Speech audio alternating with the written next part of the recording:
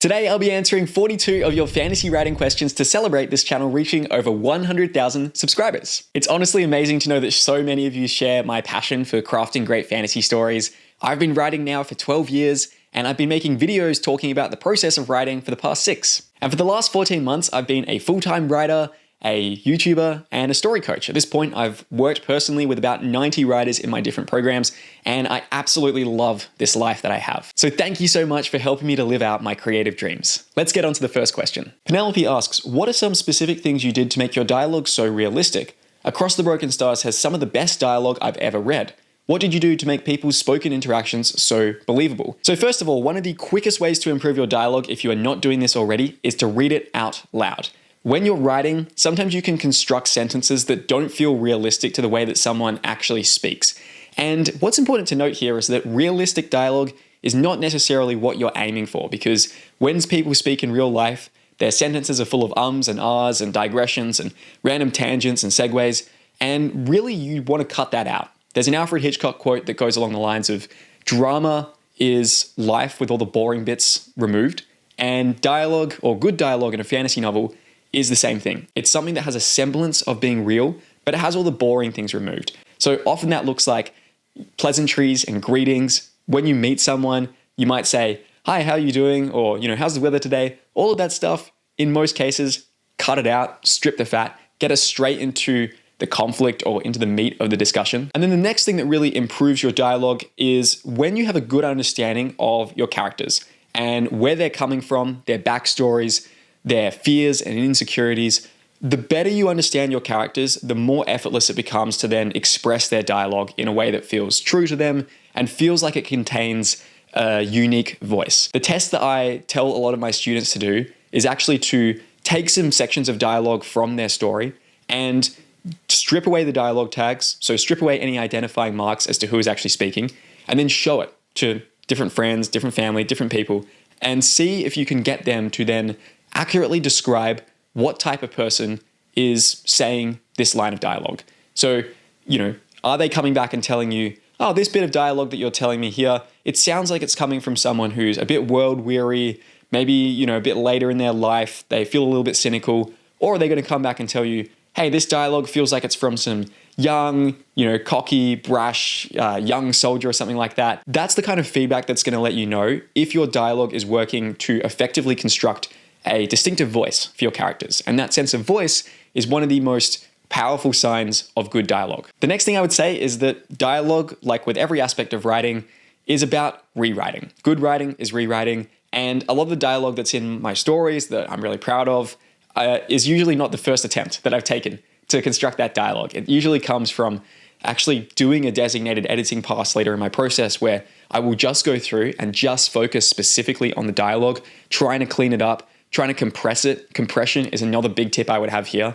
In almost every instance, if you take 3 sentences of dialogue and you compress that down into 1 sentence while not losing the meaning, it almost always improves things. And then the 2 other last tips I would give for dialogue before I move on to the next question is, number 1, the importance of subtext. So text is what your characters are actually saying on the surface, but the subtext is what their hidden agenda is beneath the surface. And next time you're in a conversation with someone, especially if it's at work or if it's at school or if it's in some environment where people are trying to get other people to do things they want, try to find this distinction yourself. Someone might be saying a thing on the surface, but they actually have a hidden meaning that is operating underneath that. And good dialogue acknowledges that and focuses heavily on that subtext. I find that amateur dialogue just has ideas and statements presented on the surface of a thing, and characters are very blunt about what they want or what they're feeling. In reality, we often obscure our true intentions and our true motives. We don't just ask for things directly, we ask around the thing. And obviously that's going to be different from character to character, and again, that becomes a way to develop voice in dialogue. You may have a character who is very blunt about asking for certain demands, and you might have another character who never asks for something directly, but always talks around the issue until the other characters realize that this is the thing that they want. And then the last tip I would give for dialogue is that dialogue is verbal action, right? So it is a thing that characters use to get something they want. If your dialogue is fumbling at the moment, it's probably because your characters don't actually have a clear goal in the scene and there's not something they're driving towards, I think one thing I'm always asking myself, and I'm always looking at with the students I work with, is, what is the purpose of this scene? What are the goals of the different characters here? And then how are they going to use their dialogue as a tool to achieve that? When you can do this, it makes for a much more greater sense of engagement that the reader is going to have with your dialogue, and it makes it far more realistic as well. The next question comes from Anais, who asks, "Hi Jed, just wondering, how do you create really gripping characters? I have the plot of my book mapped out, but I'm really struggling to create an interesting personality for my main character." So this is something I go over in a lot more detail in my free 5-day character writing course. I'll link to that in the description below this video if you want to check it out, because that's got some of my best writing around developing characters in there. So definitely go and give that a read. But to give a brief summary and a brief overview here, I think one of the most important things to be asking yourself with a character is, am I establishing a strong goal for them? Like I was just mentioning with that dialogue piece earlier on, oftentimes when characters feel weak, it's because there's no strong goal and they're not really making a great degree of progress towards it. You can have a character that isn't that interesting, but if you give them a strong and meaningful goal to pursue, all of a sudden, everything just feels like it's kind of falling into place around that character.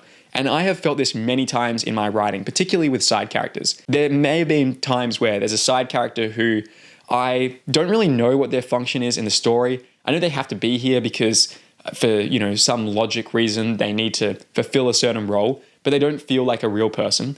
As soon as I start digging into their psychology and asking myself, well, what do they actually want? What are they pursuing? And how are they going about that pursuit? Are they going about it successfully, unsuccessfully? Are they being thwarted in this thing? Are they going about it in a unique way? As soon as you have that goal for a character to pursue, it makes them feel so much more realistic, because then you can start to ask yourself questions like, well, why is this goal so important to them? And then you maybe go back into their childhood and you discover these things about their backstory that you never knew before. And then the next thing I think about with characters is the importance of forcing them to make hard choices. A story where a character just breezes through the events of your narrative and they're never put into a tough position where they have to choose between two equally compelling desires within their life is probably a boring story. The most interesting stories are the ones that kind of chase a character up into a tree and then make them struggle to get back out of it. And I think that if you consider the characters you enjoy reading about the most, they're probably the ones that just get forced into these really tough situations where they have to make a really hard and painful decision at many times. And it's when you can force your characters into making those hard decisions, their choices in those moments reveal their true natures. And the harder those choices are, the better the sense of understanding we get about the inner psychology of this person. And then the last big thing I would say with characters, and obviously there's so much more I could talk about with this. I've made some other videos about character writing as well, which I would highly recommend that you check out. But it is the power of contradictions. So what I'm talking about here is the basis of what makes a character feel one-dimensional versus three-dimensional versus five-dimensional is the amount of contradictions they have. So a contradiction is when you basically have two aspects of their characterization or their personality that feel like they're opposed to each other, and it creates internal tension within them. So you might have a character, for example, who is a very diligent worker when they're at their job, but then as soon as they come home, they go from their nice, tidy, clean office to a home that is a pigsty. It's just dirty everywhere. It's absolutely messy. It's kind of a bit of a dump. Now, if you compare that character to a character who is really neat and tidy at her office and is really neat and tidy at home, which one is more interesting? It's obviously the one with the contradiction. You want to know, well, why is it that they are so presentable at work, but they are so messy and sloppy at home? That contradiction creates an unclosed loop within the reader's mind, and it creates curiosity. And in that curiosity gap, the reader tries to figure out the psychology of your character. If you look at the best characters out there, they usually have, multiple fascinating contradictions, which keep us guessing as to how they're going to behave in certain circumstances. So you might have a character that has 6 major contradictions. You might have a character that has 8 major contradictions. And every single one of these creates a new source of internal conflict within them. And what's key to note here is that contradictions aren't about your character behaving in a random way. It's about making sure these contradictions are aligned in a way that makes sense to your character's core. So it's not about just having them, flip out and behave in a totally uncharacteristic way in one scene compared to the next, but it's about building these things that create a source of tension within them. And again, I talk about this idea in much more detail in my free 5-day character writing course, so check it out in the description below if you would like to improve your own characters. Cal asks, what in your opinion is the best way to weave complex and thought-provoking themes into your story? I like to think about theme not as a one-word thing like love or revenge or courage, but as a sentence that argues for a particular way to exist in the world. So for example, the theme of your story might be money is the root of all evil. Then you have characters who agree with that theme, who disagree with that theme, who maybe start the story agreeing with that theme, but over the course of their arc and their transformation, they come to disagree with it. And it's really important that you think about theme not as something where you're just shoving it down readers' throats, but rather as an argument that can be debated and should be debated from multiple angles. So the worst themes in stories are typically the ones, in my opinion, where the author has their mind made up and they are telling you what to believe. I find the most interesting themes and the writers who approach theme in the best way are the ones who ask you a complex question about morality, about how to exist in this world, and leave you to try to figure out the answer on your own. And maybe the story helps you resolve that. Maybe it doesn't. Maybe it just brings up these questions, attacks it from all these different angles, and leaves you walking away from it still thinking about, well, actually, I don't fully understand if there is a right response to this one thing. And on a practical level, I really encourage you to think about theme from very early on in your story. In my experience, the earlier on that I nail the theme for my fantasy novels, the easier it becomes to write the whole thing. Because once you have that guiding light of your theme, then it can help you filter every single decision you're making in the rest of your story. If there's a little subplot over here and you're not sure how it weaves back into the main plot, look to your theme. Is there a way that this subplot can then comment on your theme and provide some new angles and insights that you couldn't get from your main plot? Is there a side character you want to introduce into your story? Well, how could they explore an aspect of the theme that isn't explored by your main characters? Judy asks, what's been your favorite book of 2024? Demon in White by Christopher Rocchio. This is the third book in the Sun Eater series, which is a science fantasy epic about the anti-hero who blew up a sun and committed genocide by wiping out this entire alien race. That is not a spoiler. He tells you that in the first paragraph. And then the story rewinds 1,500 years to his childhood. And basically the whole narrative is explaining how he got to this point. It's a little bit like Dune meets Name of the Wind, but in my opinion, it's better than both of these books. And I have been absolutely devouring this series since the start of the year. I'm currently about halfway through book 6. There's going to be 7 books in the series, and I'm hoping the 7th book comes out next year because I don't know what I'm going to do with myself after I finish book 6. And all of these books have sort of blended together in my mind because I've just been reading through them so voraciously over the last year. I would say that the third book to me is probably the high watermark of the series, and every book so far has been a 5 out of 5 in my opinion. But the third book is the one that really expands the scope of the story in quite an interesting way. It takes Hadrian Marlowe, our main character, from operating sort of on the peripheries of the galaxy to the third book essentially opens with him coming to the kind of center of the Galactic Empire, the Solan Empire. And a lot of the interactions in this book are between him and the king.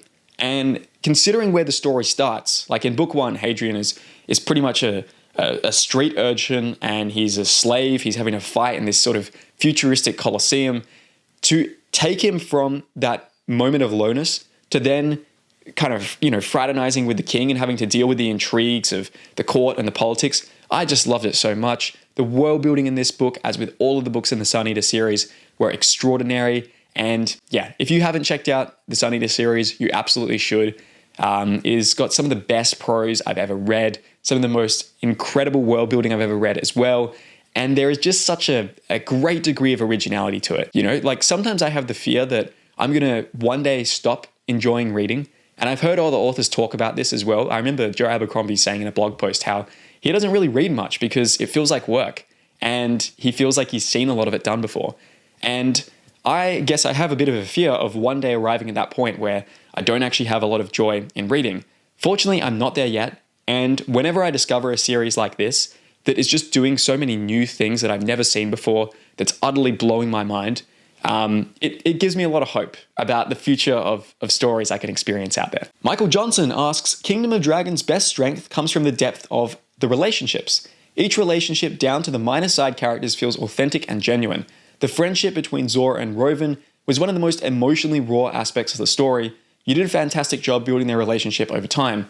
Where did you struggle most with this? And what is some advice you have for other authors trying to intertwine two character arcs or friendships? Thanks for the question, Michael. Michael is actually the very first story coaching client I worked with back at the start of 2023. I saw him progress a ton with his writing over the couple of months we worked together. And he also went on to be a beta reader for Kingdom of Dragons as well.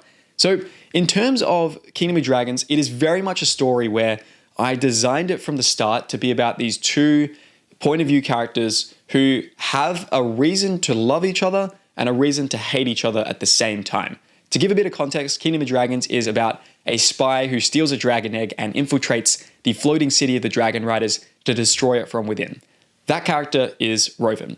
The other character, Zora, is the second point of view character, and she is a Dragon Rider there, and there is a bit of a sort of romantic relationship that these two develop while they're training there together, and Rovan begins to question his loyalties as a spy to the point where he begins to wonder if he actually wants to go through with his mission to destroy this place. And I think that what makes that relationship between the two of them so compelling is that structural aspect of how the story is designed. The idea that the goals of these two characters are mutually opposed, and yet because they are both the two main point of view characters, you want both of them to get the thing they want. In the case of Zora, you sort of want her to get revenge because Rovan's master, and she doesn't know this is Rovan's master at the start of the story, Rovan's master killed Zora's dad when she was young.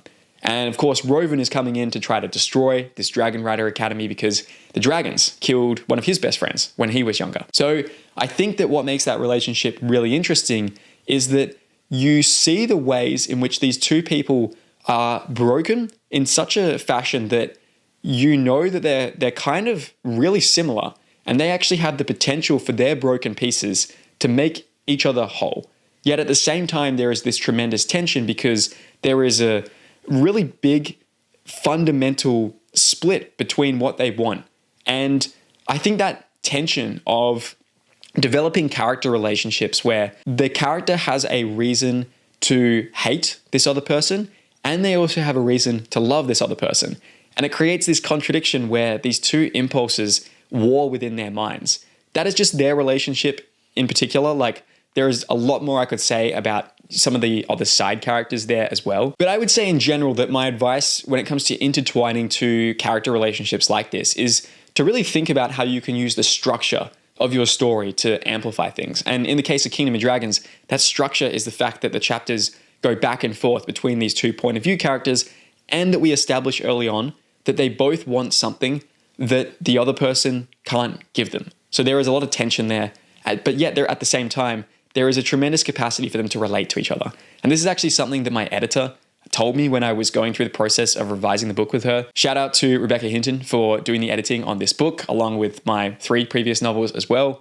And one of the things that she told me in the editing process is, I definitely see a lot of this relationship between Zora and Rovan, but I need to see more reasons why they would feel like the other person is the only one that's capable of being compatible with them, both from a friendship perspective and from a romance perspective as we kind of progress into the story.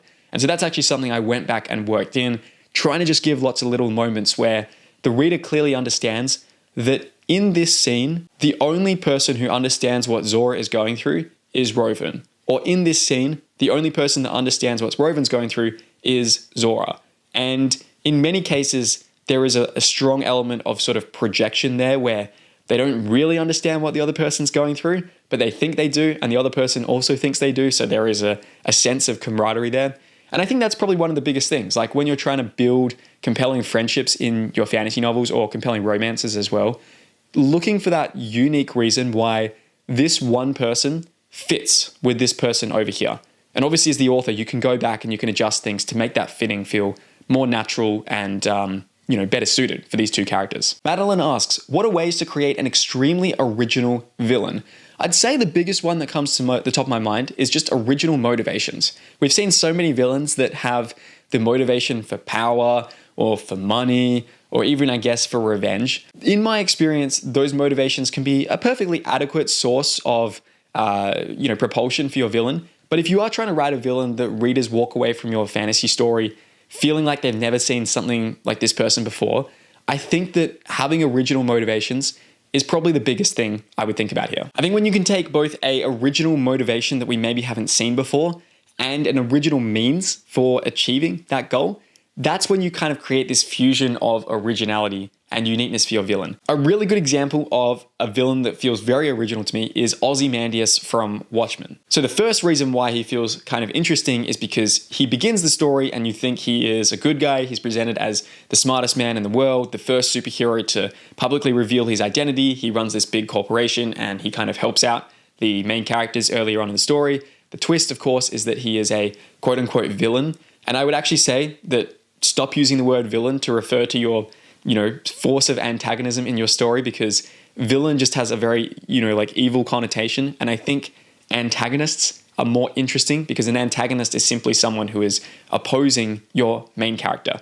And that opens the scope for much more nuance and originality in how you're designing them. Anyway, with Ozymandias, his big plan is basically to bring through a bunch of sort of demonic monsters from this other dimension, killing millions of people on Earth and unifying the world behind him and sort of creating peace, because now we have this external foe to fight against. And on one hand, you can say that's a really villainous thing to do. He literally killed millions of people. But on the other hand, he does it to save billions. And so it creates this really distinctive climax at the end of Watchmen where the antagonist in Ozymandias, he actually wins, because our superhero main characters, they realize that he's sort of done something good for the world and there's no way to stop him since he's already done this plan before they even arrive at his secret headquarters.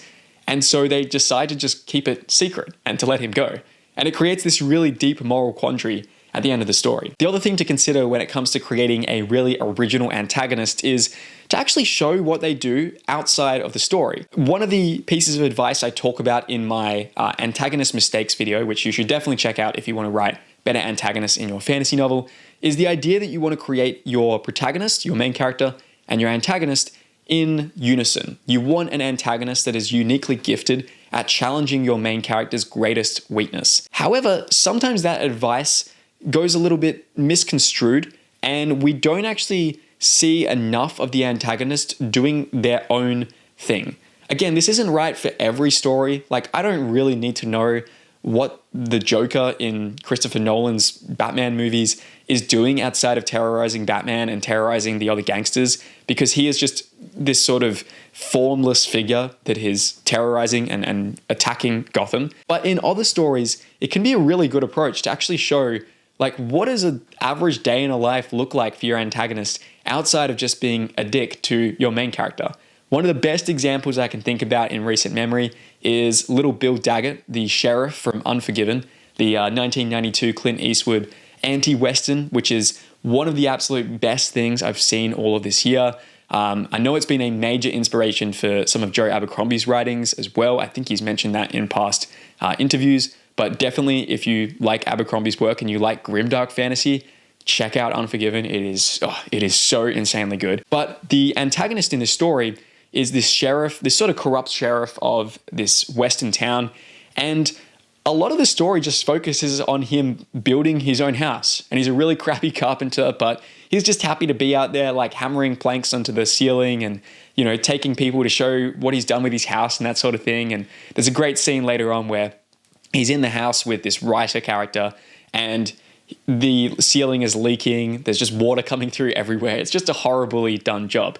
And it's a very humanizing moment to show what this antagonistic figure is just getting up to with his life. And if that scene was missing from the story, he would just feel kind of maybe one-dimensional. He would just feel like an average, mundane villain. But by giving these little details about what they get up to in their life outside of the conflict with the main character, it makes them feel so much more realistic. And then the other thing I would think about when it comes to writing an original villain is to use the 99% rule. So I talk about this for main characters, the idea that in the first couple of chapters of your fantasy novel, try to show your main character making a decision that 99% of other characters would not make in the same circumstance. That is really the key to making them feel original and differentiated. Apply the same logic to your antagonist. If there is a circumstance where 100 antagonists would attack the main character in the same fashion, can you show your unique antagonist using a completely different approach, attacking them from an angle that we've never seen this type of character attacked from before? When you can do that, when you can create original, unique decisions for your antagonist to make, or unique ways of achieving their goals, again, that is just another lever you can pull to make them feel more distinctive and original in the reader's mind. Norman asks, what is one key lesson you learned when writing each of your 4 books? For Fires of the Dead, I would say that a great ending is found in the beginning of your story. The ending of Fires of the Dead is something where all of the sort of magic system rules and conventions I set up earlier on in the story, they snap together in a really interesting way, I think, and a lot of reviewers have said this as well, to solve the main climax of the plot. And that was only possible because I knew that ending in advance and I was able to work backwards and really set it up in the beginning. For the next book, Across the Broken Stars, I would say that really taught me how to write effective cliffhangers at the end of each chapter to propel the reader through the story.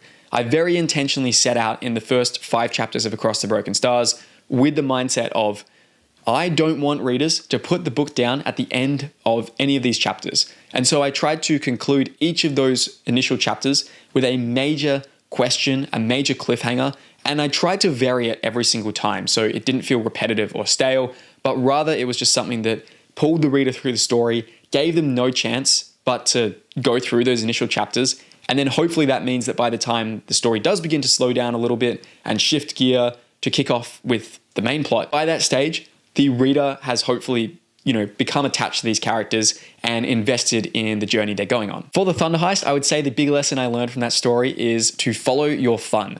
So to give a bit of context here, before I started writing the Thunder Heist, I just finished the first draft of The Sands of Truth, which is the first book in the Drowning Sand series. You can't read it at the moment because it's not published yet, but one day I think it will be. It is something that was maybe a little bit too high for my skill level at the time, but I actually went back a couple of weeks ago and reread the first few chapters and I found myself really enjoying it. So at some point in the next few years, hopefully you'll be able to read it. It is this sort of desert fantasy story with a really interesting sand-based magic system that I'd never really seen anything like this before. But when I was going through the process of writing that, it was actually a bit of a slog. Like there was a lot of difficulty and a lot of complexity in the first draft. I was writing it in a first-person sort of past tense recounting style, and I'd never done something like that before. So at the end of it, I felt a little bit exhausted, I suppose. And so when it came to the Thunder Heist, which was the next project that I wanted to tackle, I basically just sat down and asked myself, what are all of the things that excite me about stories? What are all the tropes that I can't get enough of? What would make this story just so insanely fun for me to write?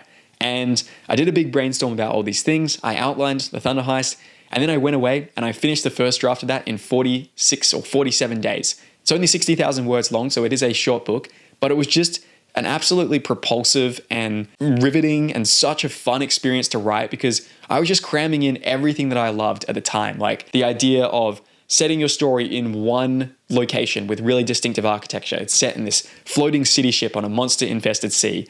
The idea of writing a heist story where, it's really fast-paced. There's all these tricks and cons the characters are pulling off, and you think they're in a terrible situation and they can never get out, but then they manage to pull out some trick, or it's actually exactly how they wanted the plan to go in the first place, and they managed to escape.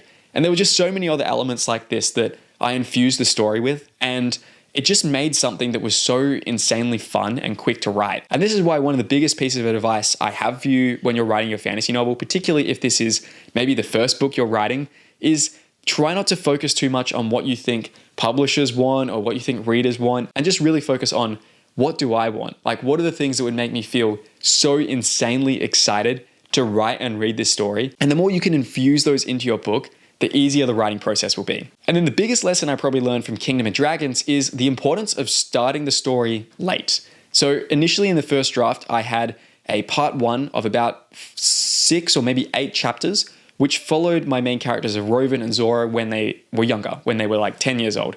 And it set up some very important context around why their goals are the goals they have later on in the story, and it showed you a bit of the traumatic events they sort of go through in their respective childhoods, which then is the source of them kind of bonding together later in the narrative. But when I gave it to my beta readers, they pretty much all came back with the feedback of, this first part feels really slow. It doesn't feel like the story begins until page 80. And this was really painful for me, but I made the decision to cut out that early section. And I took a lot of those important backstory things and I just kind of dripped them out later in the story. There is one instance where I lifted one of those chapters almost entirely, rewrote it actually from scratch, and then dropped it into a chapter later on as a bit of a flashback. So, kind of actually going back to Zora's childhood. And I'm so glad I did that because it means the story just starts with so much better pacing. And so much better pacing, is that even a way of phrasing something? The story starts with much better pacing. And it means that we are immediately in the conflict of the story. We're immediately in the interesting action that kicks off everything. And so that's probably the biggest lesson I have learned from that book. And particularly when you're writing a book that's long, like Kingdom of Dragons, the word count of that is about 170,000 words, which is more than the total word counts of all 3 previous novels I'd published before. When you're writing something like that that's longer, it's important to kick off the story with like some good immediate hooks for the reader. And I think that cutting those, initial 80 pages really helped just make the hook much, much stronger. And there's actually a video on this channel where I read the first couple of chapters of Kingdom of Dragons. So if you're curious to see how I did that, go check out that video. Andreas asks, what are some of your favorite aspects from your many travels and places you've lived, no matter how small, that you've added into any of your books? So I love traveling, and in particular this last year, ever since I've been a full-time author, YouTuber, story coach and everything, it has given me a lot of flexibility to travel in a lot of different places around the world, which is awesome. And travel is one of those things where you can get just so much inspiration from it, particularly when you put yourself in a culture that is quite different from your own, and maybe you even feel a little bit uncomfortable there initially, but there's just a lot of inspiration that comes from something like that. One of the biggest ones, and I think I've probably talked about this before, but I'll mention it here anyway, is the inspiration for Fires of the Dead. A lot of that came from being in Japan and visiting these graveyards and shrines and just looking at the ways in which the Japanese people there paid so much respect to their ancestors. And it just got me thinking about the idea of, what if there was a magic system where the respect you paid to your ancestors influenced the amount of power that you kind of had in the present day? And then that combined with this other idea I had for a sort of flame-based magic system where you could link your soul to a fire and then draw strength from that into this one pyromancy magic system, which is the basis for Fires of the Dead. But a more recent example, which I haven't talked about before, is when I was traveling around Morocco earlier this year. I had 3 weeks traveling around Morocco. It was absolutely incredible. There's just so many interesting sights there. The food is delicious. The architecture is so distinctive, and there's times where it feels like you're stepping back into a fantasy world with a lot of the architecture there. But one of the things I really remember from that trip is how persuasive, or maybe insistent is a better word, Moroccan salesmen can tend to be. Like the amount of times when people were trying to drag me into their carpet shops, or were trying to give me free tea so that I would sit in a carpet shop and then, listen as they try to pitch all the carpets to me and everything. It was a really interesting experience, and I knew that was going to be a thing that you would have to go through when you got over there. I think I managed to get through my first 5 days in Marrakesh without getting dragged into a carpet shop. But then on day 6, I'd just eaten at a restaurant, and the owner at the restaurant, took me to the top of this rooftop to have a great view over the city. And then as I was coming back down through that building, he kind of ushered me into his friend's carpet shop, and I realized I was trapped. So that was a very interesting experience. But I think I kind of take it in good humor, and even though the salesman over there can be really kind of insistent and not really take no for an answer, I think if you just approach it with a sort of like, lighthearted mindset of like, this is just their job. And so I think just like taking that whole interaction with a lot of good humor and eventually managing to get out of the carpet shop without paying for anything, but, thanking them from the tea and just appreciating the artwork that was on their carpets there and that sort of thing. I think a lot of that interaction kind of fed its way into a character in Sorrow of the Sun, which is the working title for the Kingdom of Dragons sequel that I'm writing at the moment. And there is a sort of loosely Moroccan-inspired nation in this story where my main character is going to do a negotiation with a king. And a lot of the voice of that king who is trying to do this negotiation, it was very much an amalgamation of all these Moroccan salespeople that I encountered in my trip there, where they sort of have that like very friendly, but also sometimes a bit forceful manner about them. in a way that is like fun, and there is a certain banter to it at the same time, because you realize that it is just sort of a game ultimately. And a lot of that really influenced this character in a way that made it very easy and very fun to write them. So I hope you can experience that when you read the story for yourself, when it's eventually published, maybe later next year or maybe the year after that. Zeke asks, if someone has never read your books before, which one would you suggest a new reader start with?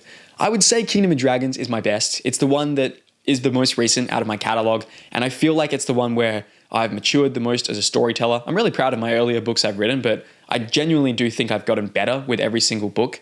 And the reviews I've seen for Kingdom of Dragons as well seem to support this fact too. The thing with Kingdom of Dragons is we still are in the process of shipping it out to Kickstarter backers. So it will be publicly available probably in the next couple of months. I know that quite a lot of the Kickstarter backers are actually getting the physical books now, which is awesome.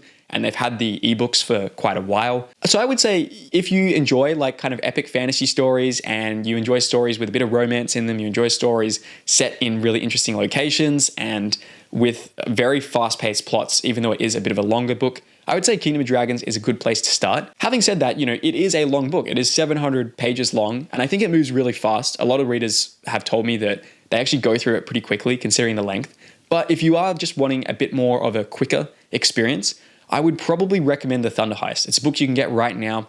It's a heist story about a pirate who tries to steal a device that can channel energy from lightning, and it's set on a floating city in a monster-infested sea. So I describe this as a ocean punk story. A steampunk story is kind of like airships and, hot air balloons and that sort of thing. Ocean punk is like, Waterworld or Mad Max on the high seas. You got like speedboats, you got your fast-paced chases on the water, you got mutant killers, you've got just a lot of conniving and thievery and con artists and that sort of thing. And the World of the Twisted Seas is one that I really, really enjoy. I'll be returning to it after I finish the current book I'm working on, actually, to eventually write the sequel to The Thunder Heist. But The Thunder Heist stands alone really nicely. It's a book where I see a lot of reviewers say that they go through it in like 1 to 2 days. So if you've never read any of my stuff before and you do want just like a bit of a quicker introduction, The Thunder Heist is a really good place to start. Otherwise, I would say Kingdom of Dragons because I think it is the best thing I've done. But Thunder Heist is a good entry point. And then if you like the style of that, you'll really, really enjoy how I've then progressed in Kingdom of Dragons. Wayne asks, if you could visit any one of your book's characters in their world, which one would it be and what would you say or do?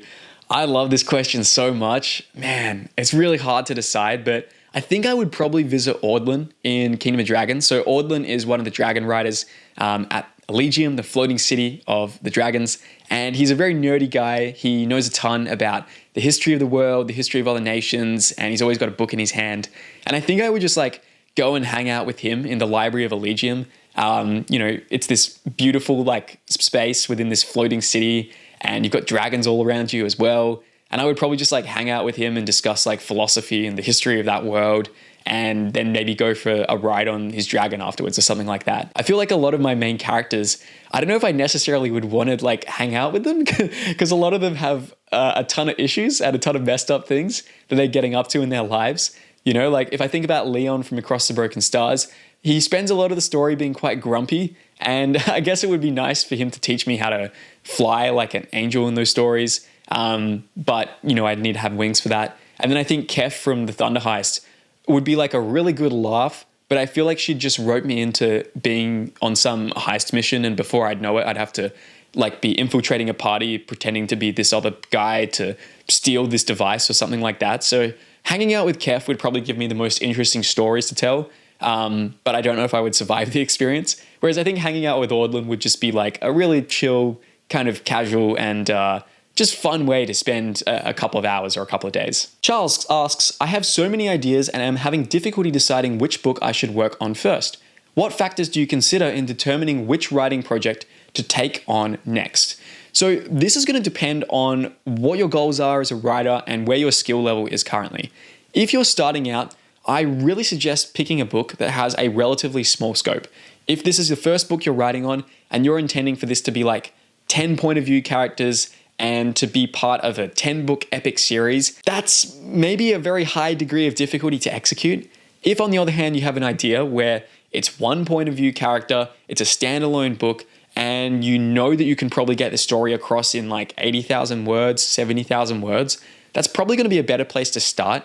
And then it's going to level your skill up to the point where then you can tackle some of those other ideas. If you look back at my back catalog, you can actually very easily see how I have gone through this approach for myself. So, the latest book, Kingdom of Dragons, has 2 main point of view characters along with a couple of others. It's 700 pages long. It's the start of a trilogy. It's a big undertaking. And the skill required to write something like that in a compelling fashion is a lot higher than the earlier books I started out with. You go back to The Thunder Heist, 1 point of view character. It stands alone, even though it will be the start of a series later on.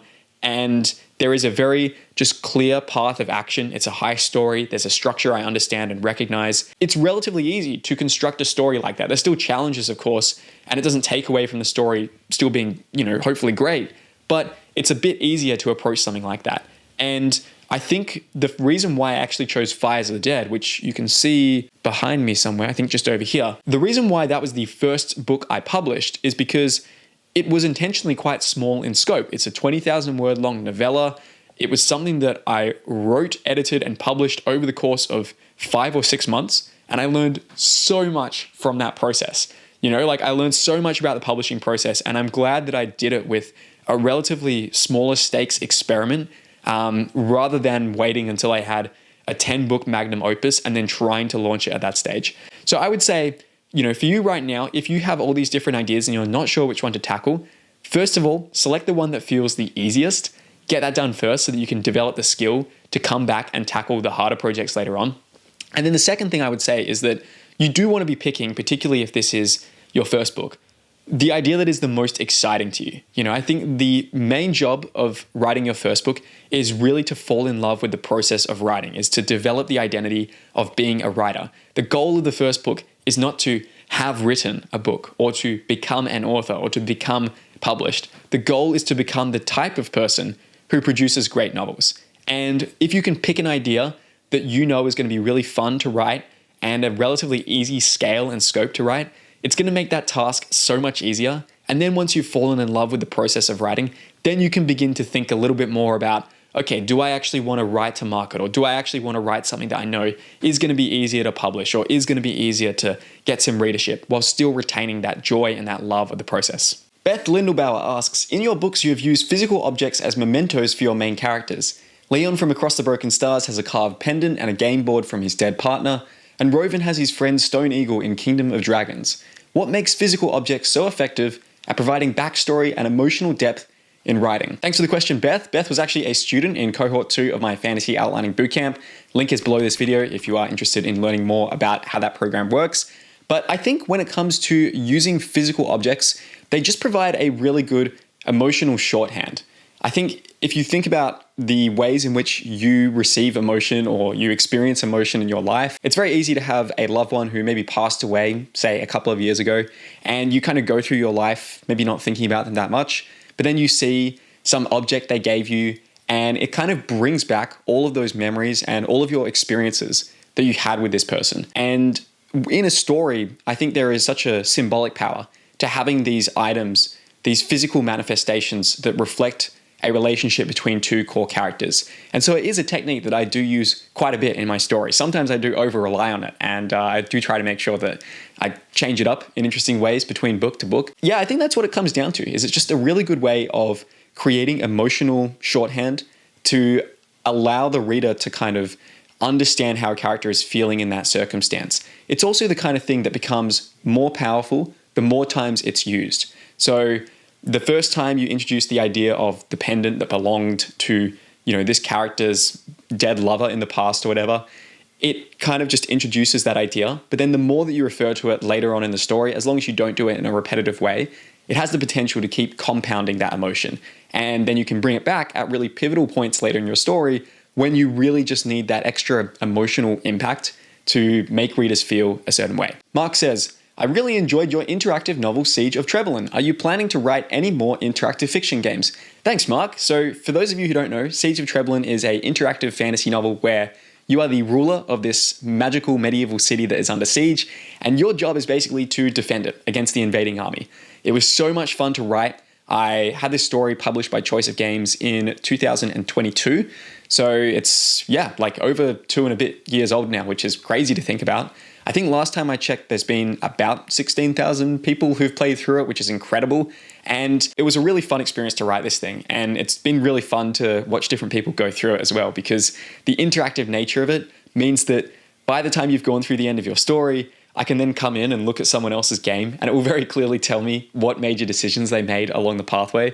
And it's very interesting seeing friends do it where, they go through the game and they end the story as a bit of a tyrant who was just trying to impose their will on the city, or maybe they end their story being too much of a people pleaser, and as a result, maybe the city has fallen to the besiegers. So it was a really, really fun project to write. It kind of merged the two deepest passions I've maybe had throughout my life. Before I started really getting into writing, I was super into designing video games. And back when I was in high school, I probably programmed maybe 10 or 15 different video games and played them with my friends. Then I got really into writing when I was around about 14 or 15, and my passion sort of shifted to that instead. So writing Siege of Treblinka was this incredible synthesis between two things I'd always loved, video games and stories, into one kind of art form. And it was such a fun process. It was definitely the most ambitious and biggest scaled thing I'd ever done at the time. I think the final game comes in at 280,000 words.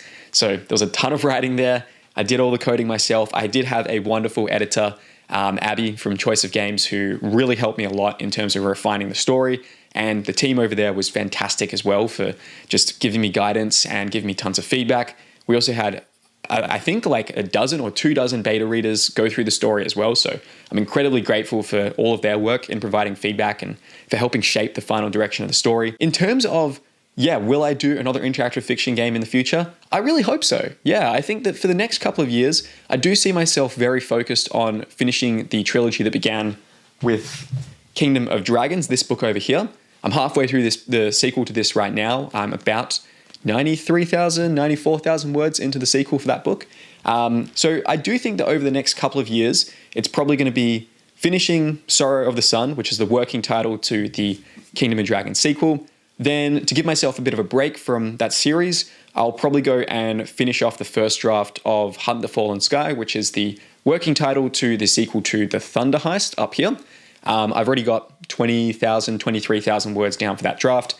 Then I'll come back, finish off the trilogy, the Kingdom of Dragons trilogy, and then maybe write another Twisted Seas book after that. I'm not entirely sure at that point. But at some point, I really would like to go back and do another interactive fiction novel for Choice of Games, because it's just such a fun medium. I feel like I learned so much in the process of making that first game, and it's done really well. Like, it's been awesome to hear from all the players who have gone through the story. And I think for me as well, it's probably one of the stories where quite often as a writer, by the time you're editing your book, you can be a bit sick of it because you've read the same scenes over and over again.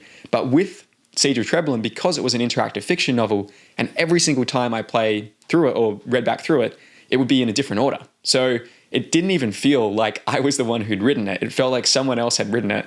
And it's maybe the closest I can get to experiencing my story through the fresh perspective of a reader who's just come into it.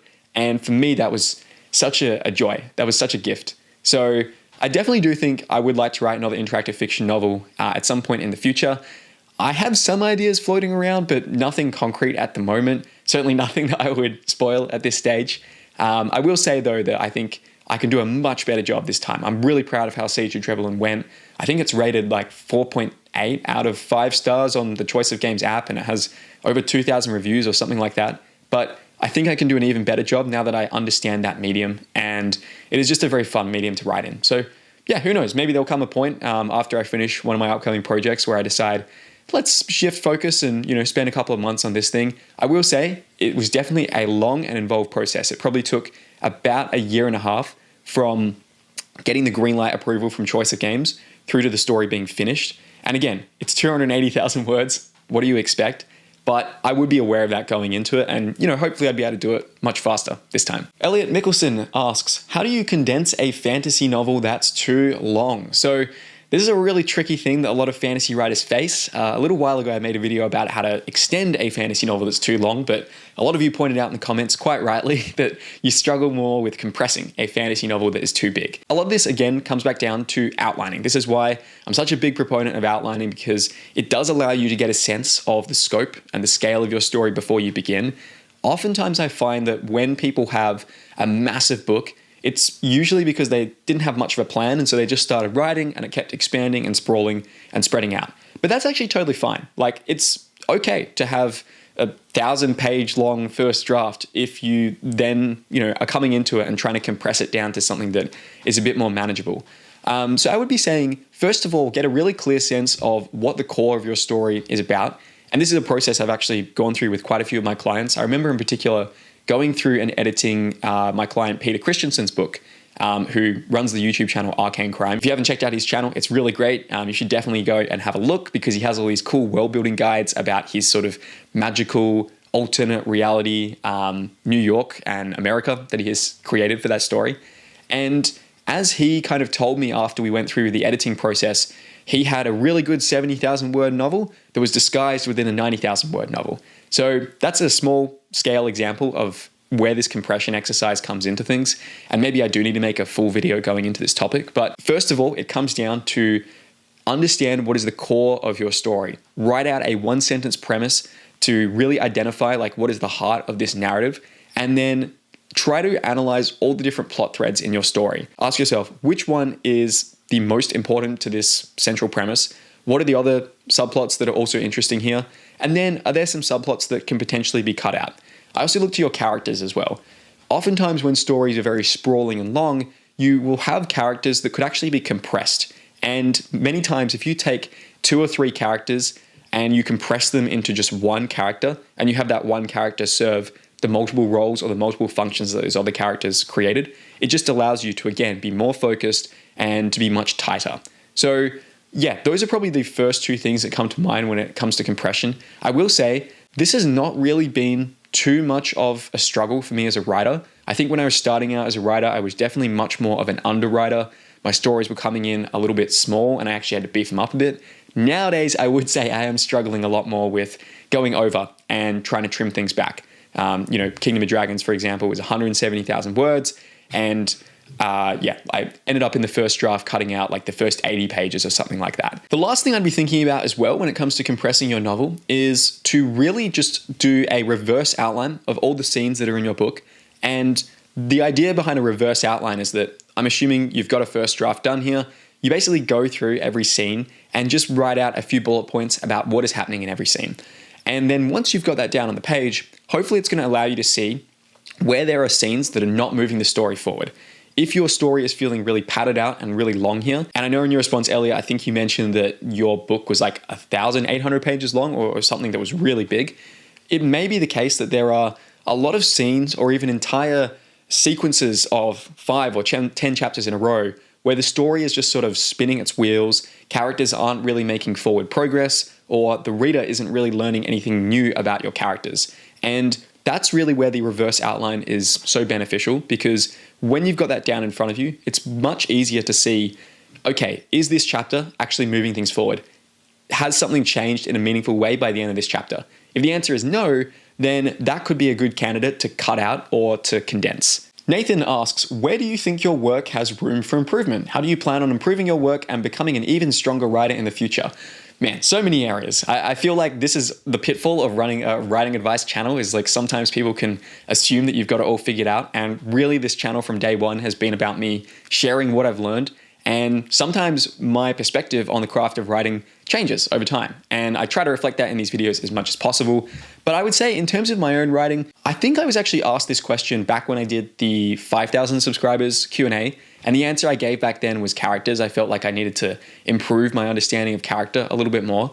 I would say since then, and again, with characters, there's always more depth and kind of psychological complexity you can bring into things here. But I would say that these days I have a much better sense of characters. And maybe part of that is a function of now writing the second book in a series, like a lot of the character work and a lot of the character foundations are already there. And even the side characters that I'm bringing in, because I just have a better sense of this world and the tone and I guess the emotions I'm going for and everything, those side characters just feel so much more fleshed out than I have found in the past. But you asked for what I think my biggest weakness is to work on. I would actually say that at the moment, it's probably just like prolificness and consistency. I think that when I was actually working a full-time day job, it was much easier to get more writing done than it is now. Now that I am ostensibly a full-time writer, but I'm also running this YouTube channel. I'm also running coaching programs for other writers, and I love doing that. And I've always wanted to not necessarily just be a full-time writer, because I think that in order to be a good writer, you do need to have other things going on in your life. And the idea of just like sitting in a room and just writing for 8 hours in a day does not have as much appeal to me as writing for 1 to 2 hours in the morning and then maybe spending a few hours helping someone else with their story, then spending a few other hours, going off and doing some hobby or playing a sport or exploring some place if I'm traveling, or making a YouTube video sharing what I've learned about the creative process so far. I kind of like the idea of being a bit more of a multidisciplinary creative rather than just being narrowly focused into one thing. So I like being able to switch gears like that. However, I do think that there is room for me to improve in terms of the speed at which I write at. At the moment, I'd say I'm probably averaging maybe around 1,000 words a day. And that's decent. But some of you, may be writing more of that. Some of you may be writing less than that, whatever. Definitely in the past, there have been phases where I've been writing much faster than that as well. But I think that when I look up to writers that I really admire, they are just able to produce like a ton of really high quality work in a very short period of time. And I guess that's something that I would like to improve a little bit at myself. Like, I would love to be able to keep writing at the same quality I am now, but to be producing 2 or 3 times more words every single day. And I know what levers I would have to pull to do that.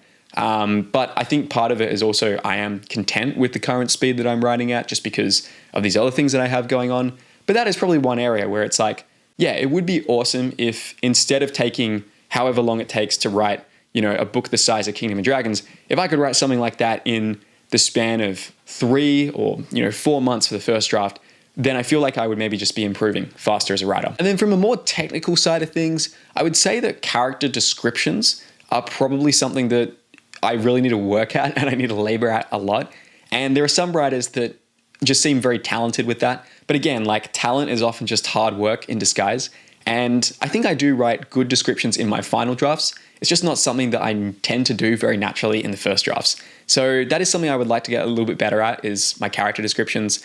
But honestly, there's just so many things that I would like to improve at as a writer. And I think that's actually one of the joys of the craft, is there's always going to be areas to improve.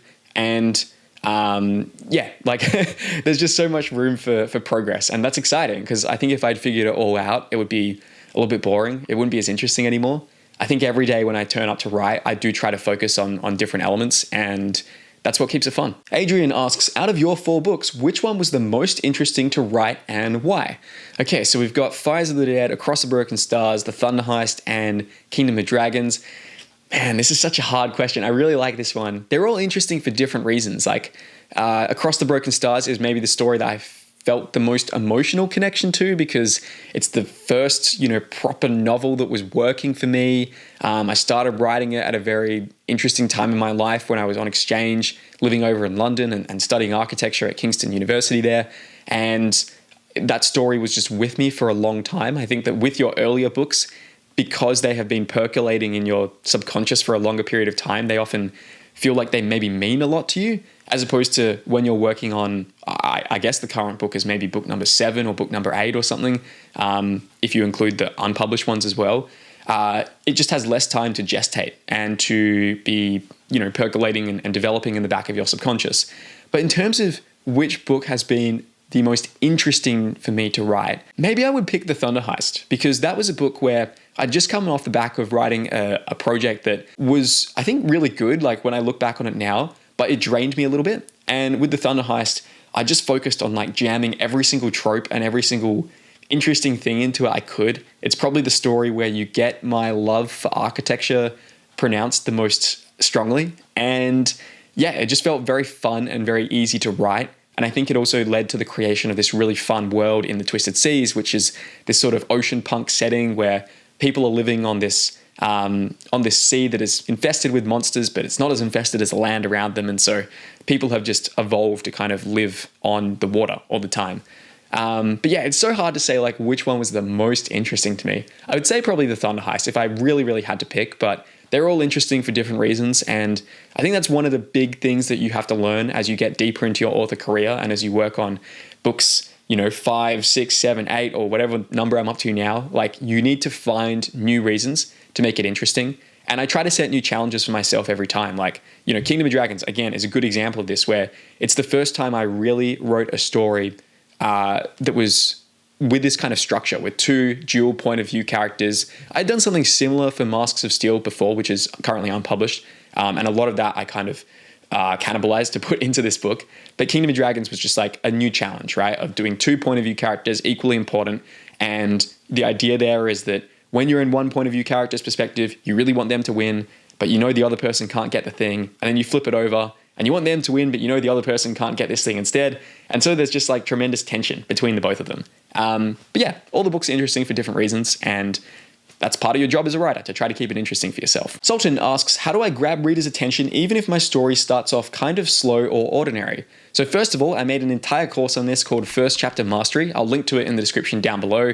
That goes into much more depth about how to write a great first chapter that hooks readers. But I think a lot of it comes down to, if you can, try to avoid starting with something that is mundane or ordinary. If you do have to start with something that is mundane or ordinary, then hopefully it feels ordinary for the characters, but interesting for the reader. So what I mean by that is that if your character is a dragon rider, for example, and her everyday boring morning routine is getting up and checking out on a map like what area of the country she and her dragon are going to fly over today, and then she goes out and does her scouting and her patrolling for the day, that is mundane for the character, but it is not mundane for the reader. And then beyond that, I think you just really need to introduce some kind of immediate conflict or some kind of immediate question in the reader's mind. For example, something that has rarely happened before or something that only happens once a year is unfolding right now. So at the start of The Hunger Games by Suzanne Collins, the day of the reaping is upon District 12. And it basically establishes that this is a different day than normal, things are going to be weird, and there's going to be a lot of questions in the reader's mind about, okay, what's happening? How do people survive this? How does this world work? And that all comes from starting on a day where there is something changing.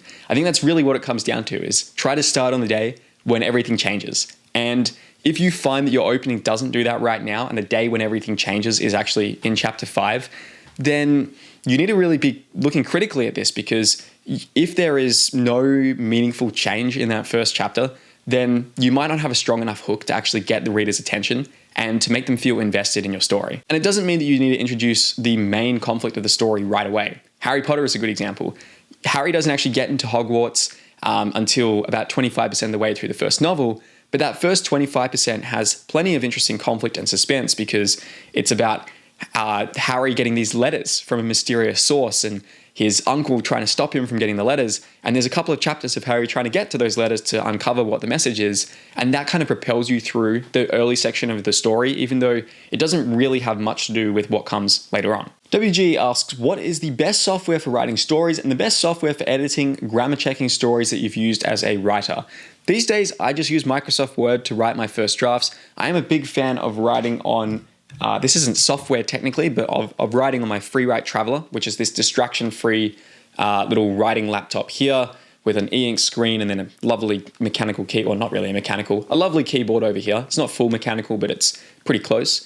So I probably do about maybe 40% of my first draft on that. And then at the end of each day, I basically bring it into Word, paste it in, so I've got it all in one place.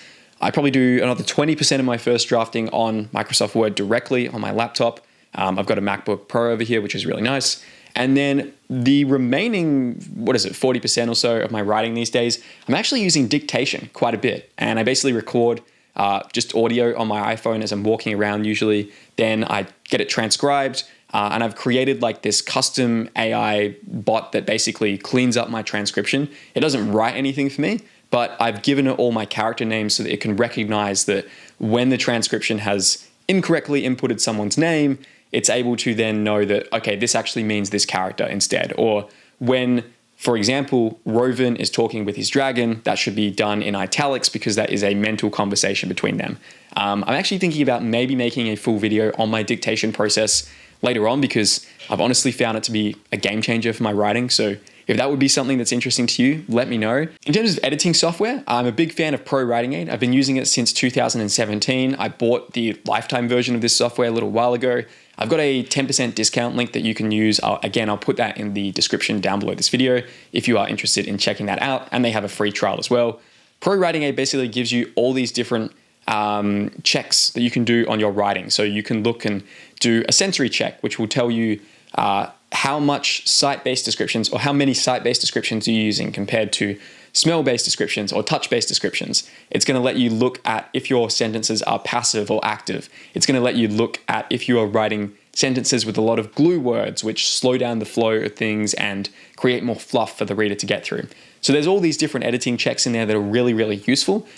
These days, I probably don't use it as much as I did starting out because one of the best things about this software is that over time, it just trains you to not make the mistakes in the first place. You just get better at improving your prose to begin with so that you don't actually need to rely on the software as much. And then the last big piece of my software stack is Notion. I've been using this for the last 3 years. It's a free program that is kind of just like this really good note-taking database thing.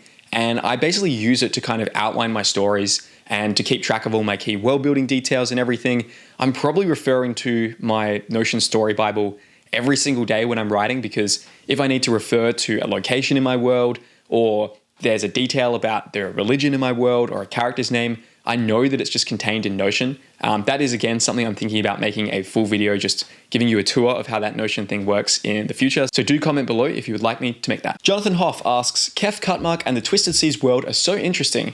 How did Kef come into being? So Kef is the main character of my pirate fantasy heist novel, The Thunder Heist, and I think she really came from my love of characters like Indiana Jones, these sort of just characters who would go through tons of action, who would always be really witty, sometimes quite sarcastic and very dry with their humor, like this sense of worldliness about them, like they'd seen it all before and they were just trying to get through the day. Kef, to me, has been such an interesting character to write, and one of the characters whose voice just came so immediately to me in the first chapter when I was writing this story.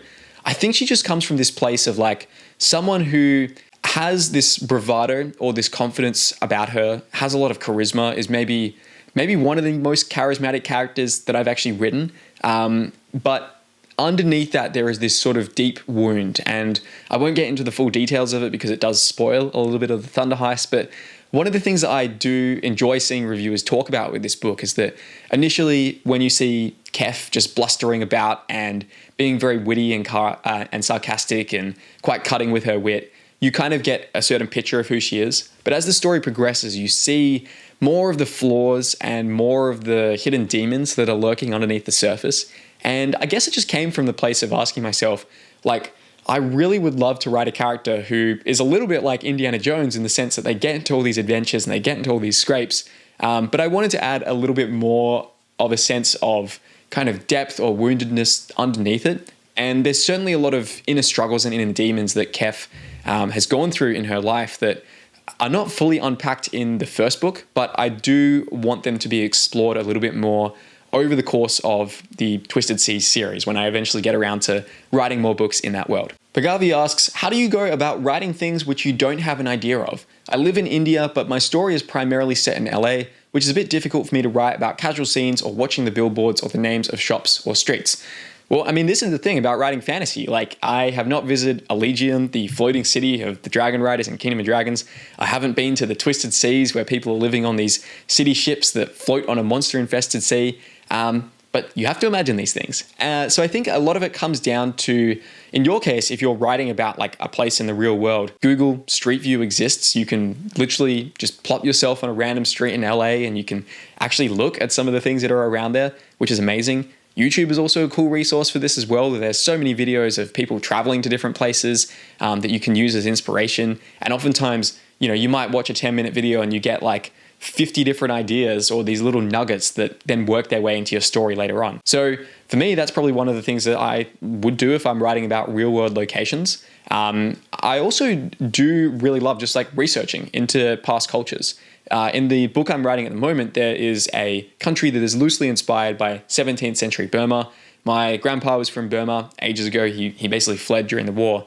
And so it's a country that I've always felt a deep connection to, but I've never visited there myself. I'd really love to go there at some point in my life.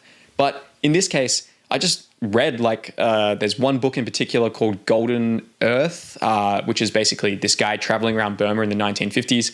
So many details from that have worked their way into my current writing.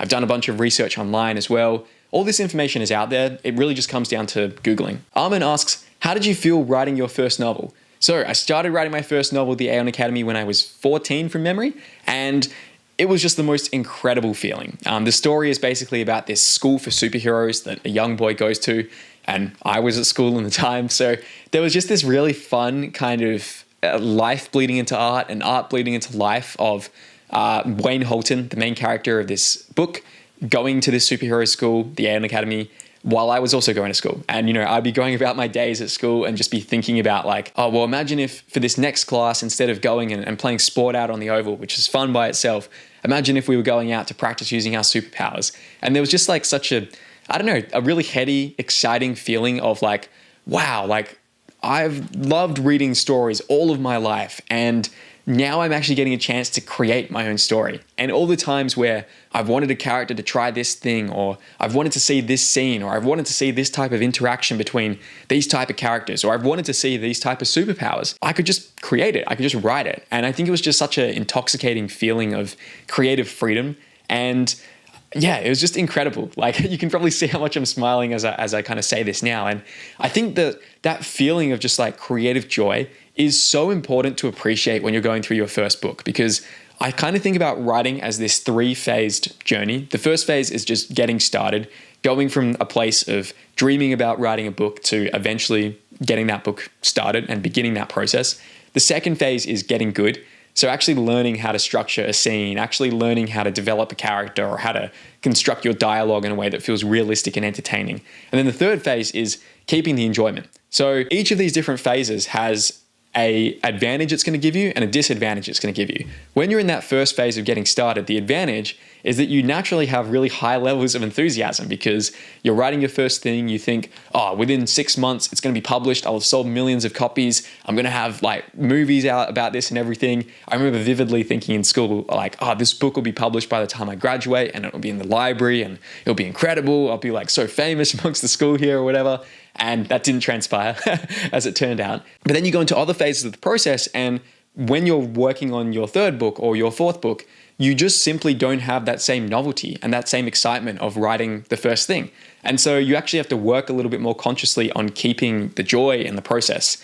And a lot of that does come down to just the craftsman mentality of recognizing that true joy often lies in improvement, and it lies in just being 1% better every day when you're writing. But yeah, to answer the original question here, it was an incredible experience writing that first book. I've sort of been meaning to go back and reread it because I haven't read it since I eventually abandoned the novel when I was maybe 19 or 20. So that was going back 6 or 7 years ago. But yeah, the characters just felt so real to me. The world just felt so real to me as well. I drew out this map of the city that the story was set in. I kind of knew the layout of every room in the superhero school that they were training at. And yeah, everything just felt so real and so exciting, and it was just an incredible time. And who knows, maybe one day I'll go back and finish off that book properly and maybe write it as a series. I do think I will always have a very special place for Wayne Holton and the other characters in that series, just because you kind of always remember your first book, and it's just a special time, and you can never quite replicate that feeling ever again. Colin asks, after the initial excitement of starting my own story has worn off, I'm significantly less inclined to write more. Any tips on how I can stay determined or not burnt out? So yeah, this dovetails really nicely with what I was just saying about the first book.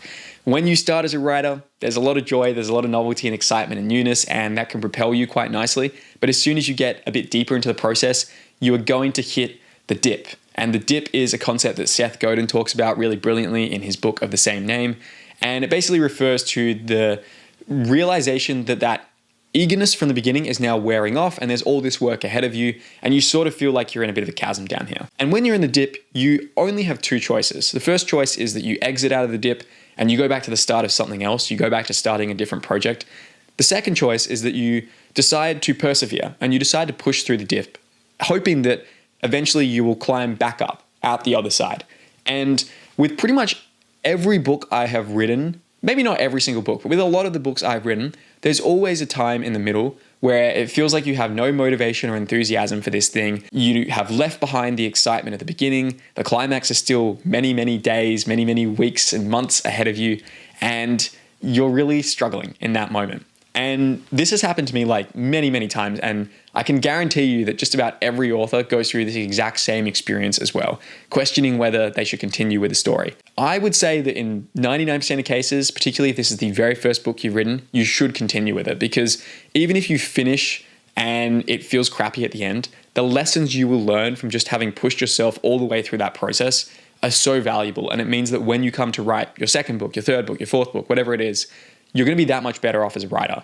You're going to learn so much more from finishing one book rather than getting halfway through 5 different books out there. Now, that's the overall level, and I know you probably want that for yourself, but to get a little bit more practical here, first of all, I would ask yourself, do I have a strong idea of the structure and the outline of this story's plot? Because many times when I see writers without that strong structure, it leads to this sort of floundering in the middle of the story, and they don't really know where the story is going to go next. And in many times, that's just what writer's block is. Writer's block is actually plot block. It's a lack of clarity around what the next scene is in the story. And more than that, it's a lack of excitement about that next scene in the story. So I find that with a lot of the students I work with, particularly in the Fantasy Outlining Bootcamp, which is really created to solve like this exact issue, that they have maybe had the experience before of getting 20,000, 30,000 words into a book, abandoning it because they didn't know where it went next. And when you don't know where your story is heading next and you're not excited about that direction, then it's easy to give up on it and to let yourself not write for a couple of days. And that turns into a couple of weeks, turns into a couple of months, and just goes on from there. So that's the first thing I would ask yourself right now is, do you actually have a clear plan for what the story is about? If you haven't, that's totally fine. Just take a step back, take a few days off, and re-outline your story. So basically just outline everything you've written so far and then figure out what's happening next. I have a whole video about outlining your book, which you can definitely check out to go through that. And then the second thing I would just be asking yourself is, well, what would actually make me more excited to write these next couple of scenes? So if right now you're taking your characters along a long and boring journey across some fantasy countryside, and you know that like, oh, I need to have this scene that's connecting this scene to that scene, is there a way you can just skip that boring part? So much of what writing and editing is about is just cutting out the boring parts. And if you are bored writing it, the reader is probably going to be quite disinterested reading it as well. And then the last thing when it comes to sort of refinding your passion as well, and this doesn't always work all the time, but oftentimes I do find that when I am reading an incredible book, it inspires me as a writer and it just re-energizes a lot of my enthusiasm, particularly when I go back to something that was maybe the inspiration for the story I'm writing. So maybe there's a story out there that kind of inspired you or gave you motivation to write this book in the first place. Can you go back and reread it? And maybe there's some secrets or some patterns that you'll notice now in that book, which you can then apply to the story that you're writing currently. Honestly, though, this feels like a much bigger topic than I can answer in just this one video. So if you do want me to make a full video about something like this, do comment down below. I did see a lot of other people in this Q&A form send through very similar questions too. And yeah, it's a very difficult task to kind of get through that middle slog when you're unmotivated. But it just comes down to, I think, the principles I just shared then. Jay Corey asks, is there any story that someone else wrote that you feel you could never do justice if you tried to write it? I would probably say Words of Radiance by Brandon Sanderson, or really any of the Stormlight Archive books. They are just fantastic and they're massive. And I've never written anything of that scale and scope before. Even writing Kingdom of Dragons, which is like 700 pages long, 170,000 words, to me that felt huge in terms of the complexities that come from a story. A story that is like twice the length of another story is not twice as difficult to write. I would say it's probably 4 times as hard to write because it just compounds the amount of everything that you need to do, the amount of editing, the amount of cleaning up your prose, the amount of like, just everything becomes so much trickier when you are expanding and getting to those bigger lengths. And when I look at Stormlight Archive, I feel to me that's probably my favorite fantasy series that is currently being written at the moment. And yeah, I'm just in awe of how Sanderson manages to take such a huge cast of characters, such a huge world, and yet there is such a strong sense of cohesion in the way that he kind of brings you through it. I would love to one day get to that point. I do think that maybe there is a time in the future, whether it is 5 years down the road, 10 years, 20 years down the road, as I continue to level up and progress as a writer, where I will be able to write something that is of that scope and that magnitude and that truly epic scale. But for now, I don't think I'm quite there. Samuel asks, what do you do when you want to write books, but other things keep distracting your mental space from being creative? I have found for myself, considering I have many other creative pursuits outside of writing, such as this YouTube channel, working with my own story coaching clients and students in my fantasy outlining bootcamp, and even, other hobbies out there as well.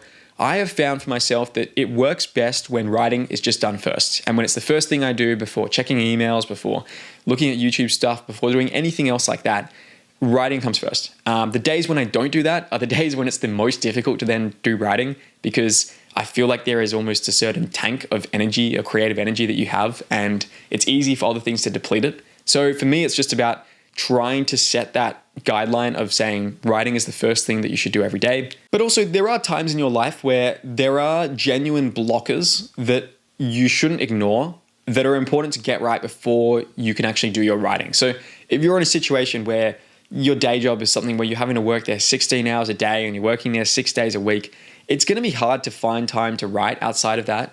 And if writing is genuinely important to you, then maybe you should be looking at how can I actually set up the conditions to make writing much easier. So yeah, those are the two things for me is number one, trying to have writing as the thing that comes first in my day, and then I can go on and do other stuff. And then number two, just removing as much friction between myself and writing as possible. Arik says, I read The Thunder Heist and it said book 1. Are there more books you want to write in that fantasy world? Absolutely. So the Twisted Seas world, at the moment I have this conception of each book being a standalone in that world, but with Kef Cutmark and her thieving crew. There will be sort of some links between the books, so you can, go through the series in an order. But I would like to create something that feels kind of episodic, and each book is quite self-contained and relatively fast-paced. I've got about 23,000 words into the first draft of the sequel to The Thunder Heist, which is Hunt the Fallen Sky. But it sort of got derailed a little bit when I started writing Siege of Treblan, because I really wanted to pursue that opportunity to write that interactive fiction novel, and then I haven't really gotten back to it. I did do a little bit of writing on the sequel, Hunt the Fallen Sky, at the beginning of this year, I think, or it might have been the end of last year, and it probably will be the next project I work on after I finish Sorrow of the Sun, which is the sequel to King of Dragons. So short answer, yes, I absolutely do want to write more in that world. The Thunder Heist is a nice standalone book as it is currently, but I think once you have finished that book, you can probably very clearly see where the story might be going from there. And yeah, I've got an outline for, I think, like 4 or 5 other books in this series. But again, who knows how the next couple of years will pan out in terms of, which projects I'm dedicated to.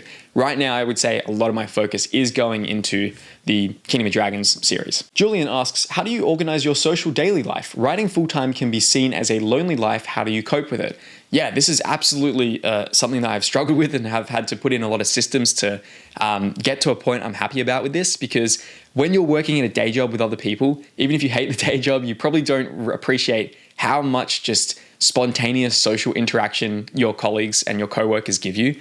And then having now been a full-time writer, full-time business owner, I guess, for the last 14 months or so, you just realize you're not going to just spontaneously bump into your colleagues or anything like that when you are doing something that is very solitary and creative. So I do find that for me, it just comes down to trying to schedule things in every single week. So for the last couple of months, I've been playing soccer on Tuesdays and Thursdays, which I absolutely love. I usually have a game of tennis on Saturday morning as well. And then I just catch up for, walks and other social things with friends super regularly. So I basically just try to make sure I'm being very proactive about scheduling things into my calendar, even if that means, scheduling things a couple of weeks out. It's really important to kind of schedule those first, because when you are doing the kind of job I do, I guess it's very easy to let it consume everything in your life.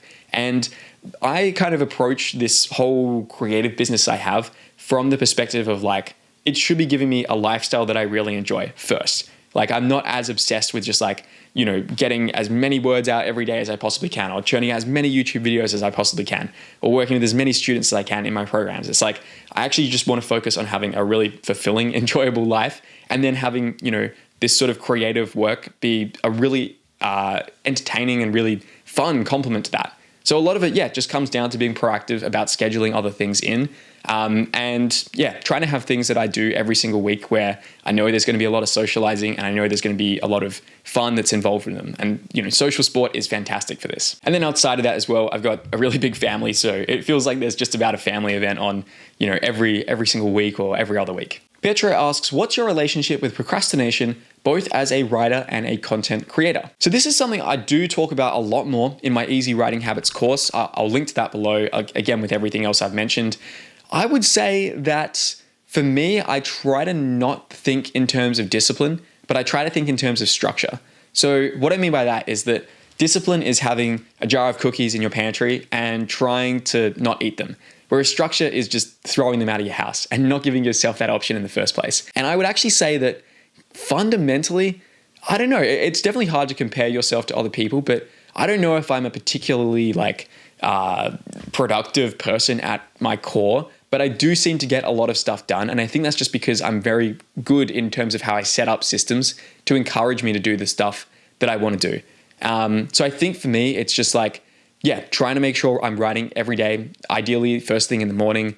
I have a sort of Excel spreadsheet where I track my daily word counts, and that's a very motivating way to make sure that I'm showing up every day to do the work. So much of being productive and avoiding procrastination as a writer, as a YouTuber, whatever, is just being able to gamify the process to make it feel like you're a character in a video game and to just get enjoyment from putting in that work and sort of leveling up that way. Rather than relying on flashes of brilliance or enthusiasm or motivation, because enthusiasm will get you started, but having the right structure and the right systems built in your life will keep you going. I also, as much as possible, try to only judge myself on my actions as well. So, you can feel like you're a lazy person or whatever, but if you look at the results you've done and you go, oh, I've written 100,000 words this year, or I managed to put out 3 videos last week, or whatever it is, then you realize after time that whatever your self-talk is doesn't really matter. You just have to kind of push yourself to do the work. Connor asks, what are some ways to balance having interesting lore to your story's world while not deviating too much from your original story? The answer I would say is make your story about exploring that interesting lore. So Across the Broken Stars is a very good example of this. I think I've got a copy right behind here. So much of the story is about Leon and Alina, my main 2 characters, basically exploring the world of my story in order to uncover these clues that lead to this mythical safe haven that may or may not exist. And through that process, the reader is very naturally and organically introduced to a lot of the lore, the backstory, the religion, the mythos of this world, what have you. So I would say that if the lore is really important to you, almost treat your character's goals as being quite central to exploring that lore. And the rule here is that when you make readers really want to get the answer to some secret about your story's universe, then when you deliver that secret to them, it no longer feels like some boring info dump, but it actually is something that readers will crave. CJ asks, you mentioned you were in architecture before you became a writer. What skills from architecture did you learn that you use in writing now? Yeah, so I studied architecture at Curtin University for 3.5 years, and I've worked in a couple of different architecture firms as well. There's also a couple of playgrounds around Perth that I've designed too, because a lot of my architecture career as a worker was actually at a playground designing company, which was really, really fun. And I would say the biggest skill that architecture gave me for my writing is just that understanding of world building. I think that one of the big strengths I've always had as a writer is my ability to imagine very creative, out there worlds, whether it is in Across the Broken Stars, where people are living on these discs that float in space with sort of force fields, domed force fields over them to keep in the air and the atmosphere, or whether it is in Kingdom of Dragons, where the floating city of the Dragon Riders is this sort of shorn off peak of a mountain that's riddled with all these tunnels and has all of these strange ecosystems contained within it, like rainforests within these caverns or swamps or these other things entirely. And I think that architecture has really given me a good sense of how to create a fascinating world. Because when you think about what architecture really is, it's about taking in all these different inputs, whether they be the weather at your site, the slope of the land, the requirements of the brief, the context of the buildings around it, and figuring out a really synthesized way to respond to all of that. So I think it was very good training in how to just think incredibly laterally and to think outside of the box. My tutors when in architecture school were really good at pushing us to not come up with the obvious answer. And I feel like it's actually a very good degree, even though it feels like it has nothing to do with writing. It is actually such a good degree and such a good skill in training you in how to think and how to actually respond to a creative brief. And also, architecture is just a really fascinating portal or mechanism to understand history and politics and culture and all these other things, because back when I was at architecture school, we'd have all these lectures about many different aspects of history and many different civilizations and cultures and how they express their beliefs and their ideas in architecture.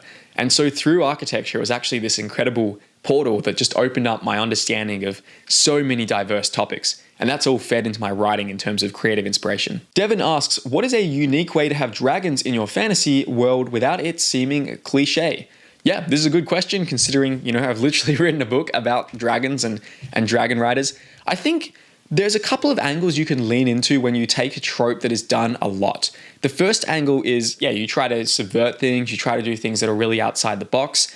The second angle is you just try to identify what is it about this trope that I feel compelled by or that readers feel compelled by. What is the emotional appeal of this thing? And then how do I do that as strongly as I possibly can? I think a great example of this is the first Spider-Verse movie. That is something where I wouldn't necessarily say the plot of it is hugely innovative, but the writers have clearly understood what is the appeal of Spider-Man as a character. What is the whole ethos of with great power comes great responsibility? And then how do you make a story that expresses that in just like the most well fleshed out, perfect, idealized version that you could get? And as a result, like I would say this first Spider-Verse movie and also the second one as well, they're maybe like my favorite Spider-Man movies, which is kind of weird to say when there are so many previous iterations as well. And yet Spider-Verse is just so brilliant. It's just doing so many things right. And so I think that for me, when I was writing Kingdom of Dragons, a lot of that came down to like, okay, well, what is the core thing that I love about these dragon rider stories? And I think a lot of it is that deep connection between rider and dragon, where your dragon, through their capacity to have this mental bond with you and you with them, is going to understand you on a deep level like no one else could ever possibly hope to understand you in your real life. And my main character, Rovan, being a spy who infiltrates a Dragon Rider Academy to destroy it from within, his dragon Gleam is the only one that really understands him and the only one that he can really open up to. And so I think that there was just like a lot of unique, even though the mechanism there is quite, I guess, well done before, and you've seen that idea of dragons having a mental bond with their dragons before, I just felt like I was really able to push it to another level and to kind of give it a bit of a spin by showing this really loyal connection between dragon and rider, but it being in this compromised way where Rovan has sort of stolen this egg initially, but then he begins to bond with his dragon, and then he begins to bond with, the other riders and there are other dragons there as well. So sometimes it's not even the trope itself, but it's what surrounds the trope, which gives it a sense of freshness and originality. Guido asks, what is your favorite trope? This is a really hard one to answer. I made a video a little while ago called 7 tropes that work every time, or 7 fantasy tropes that work every time, where I talked about a lot of them. I guess it depends on the day, but off the top of my head, I would probably have to say, oh man, it's really hard. I really do love the whole campfire bonding trope, the idea of your characters are traveling across this inhospitable landscape, or they're on this big journey, or there's just been a big battle, and now it's a quiet moment where they're all sitting around the campfire and they're kind of bonding with each other, maybe revealing some aspects of their past that they have kept hidden up until this stage. There's something just so cathartic about those smaller moments, and I feel like there's a lot of potential to do some great character building and to just focus on really nice dialogue in those scenes. Kate asks, how do I know if writing a novel is for me? What if I write the whole thing, can't get published, and feel like I wasted my time? I don't know your exact situation, but I would say that if you're wording the question that way, it probably is maybe something that you shouldn't pursue, because whenever you're starting out a big, ambitious project, you should always be asking yourself the question, and I stole this from Tim Ferriss, which is, why would this be a great idea if I knew failure was guaranteed? So why would it be a good idea to make a board game with my friend, which is something I did a few years ago, if I knew that failure was guaranteed? And spoiler alert, we did quote unquote fail. We launched our board game called Not Chess on Kickstarter. We raised $14,000, but we needed $30,000 or something. And so that project failed, but it was a success in the sense that it was just a fun creative outlet. It really was like a cool experience of being able to create this project with my friend. And I learned a lot about how Kickstarter worked and how important it was to build an audience, so that when I launched Kingdom of Dragons on Kickstarter, a little bit later on, that actually was successful, and that was able to fund, raised over $20,000. We were able to print these beautiful books, and now they're in the process of going out to our backers. So that is the mindset I would be going into writing with. You should only do it if you know that you're going to benefit from it, even if you fail. So really, when it comes down to it, it's like if you're going into the writing process and you're thinking, well, if this book eventually becomes published and I get lots of money from it and I become a full-time author, I'll be happy. But if I don't do that, I'll feel miserable and I'll feel like I wasted my time. Then you probably shouldn't write. But if you know that, like, man, I've just loved reading stories all of my life. I'd be so curious to know if I could do that. And I've always wanted to see a story about this thing, but I can't find anything else out there like it. Maybe I should just try to create that myself. And you go ahead and you do it, and maybe the book doesn't turn out too well, or you aren't able to finish it, or you aren't able to get it published or whatever. But if you've found enjoyment in that creative process, in that creative outlet, then I guarantee you that you will not walk away feeling like you've wasted your time. In much the same way as how I play soccer recreationally, right? I play soccer, twice a week at the moment, and I'm never going to make like the Premier League, or I'm never going to play internationally for Australia or anything like that. Not that, us Australians do great at soccer, historically speaking. Hopefully that'll change at some point in the future. But it's still enjoyable for its own sake. That's really what it comes down to. I'm not playing soccer with the mindset of, well, if I don't become a professional player for Arsenal, which is the Premier League team I support, hopefully we will win eventually on one of these occasions.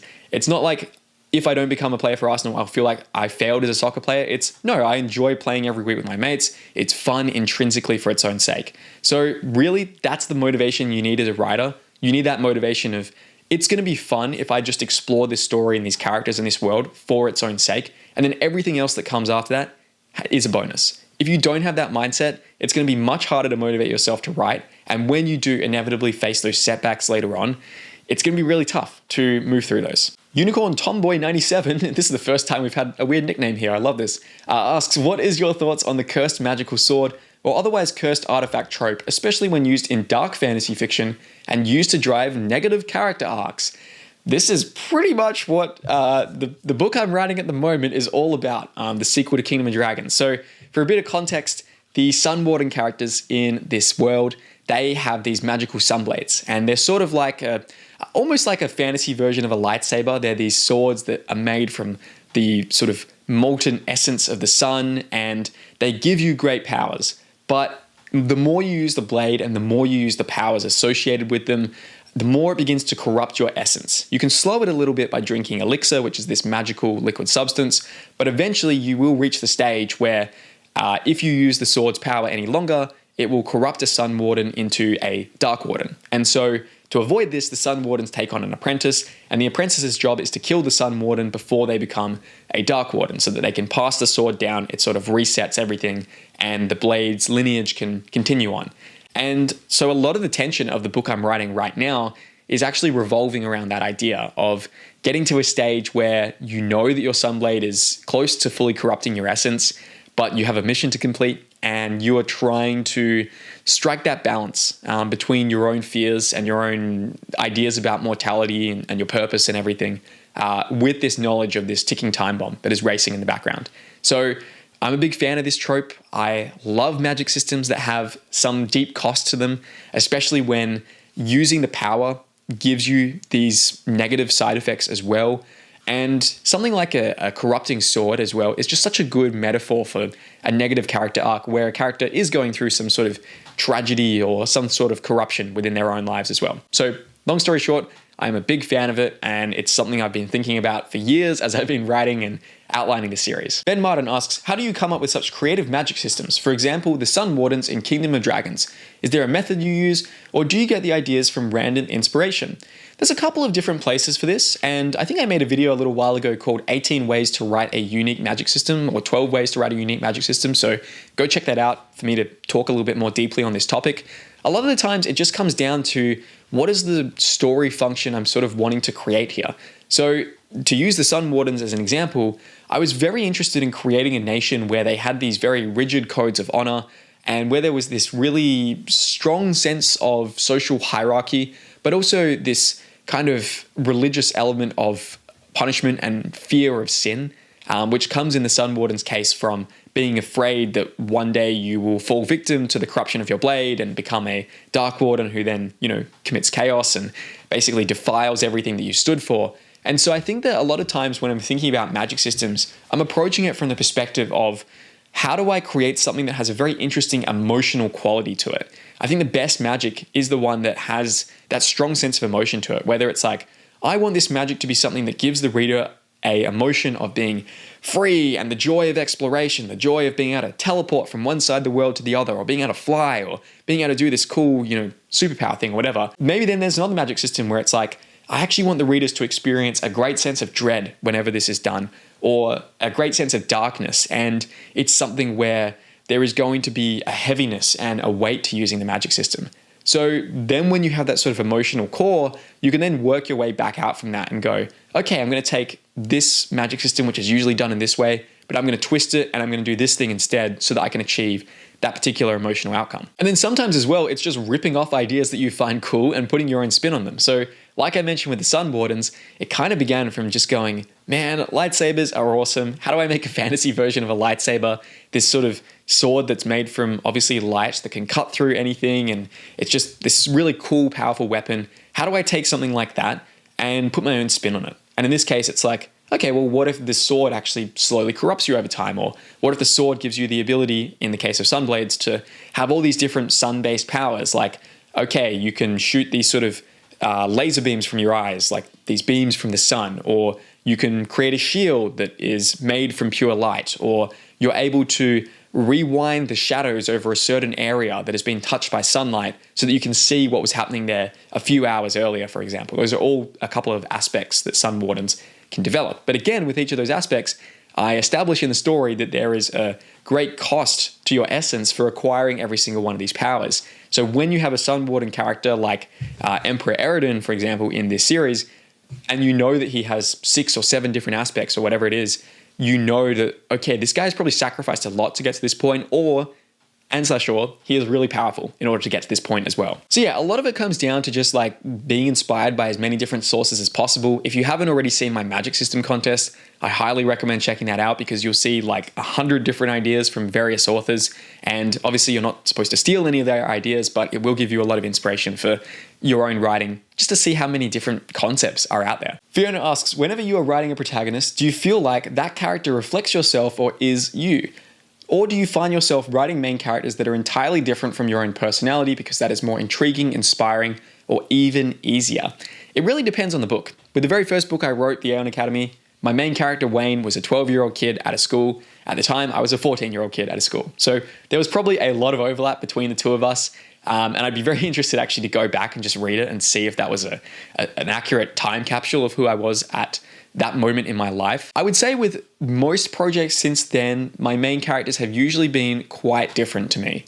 So for example, Leon from Across the Broken Stars, he's in his 40s. He's kind of like a bit dejected and broken down and a bit cynical. And he could not be more different from who I am.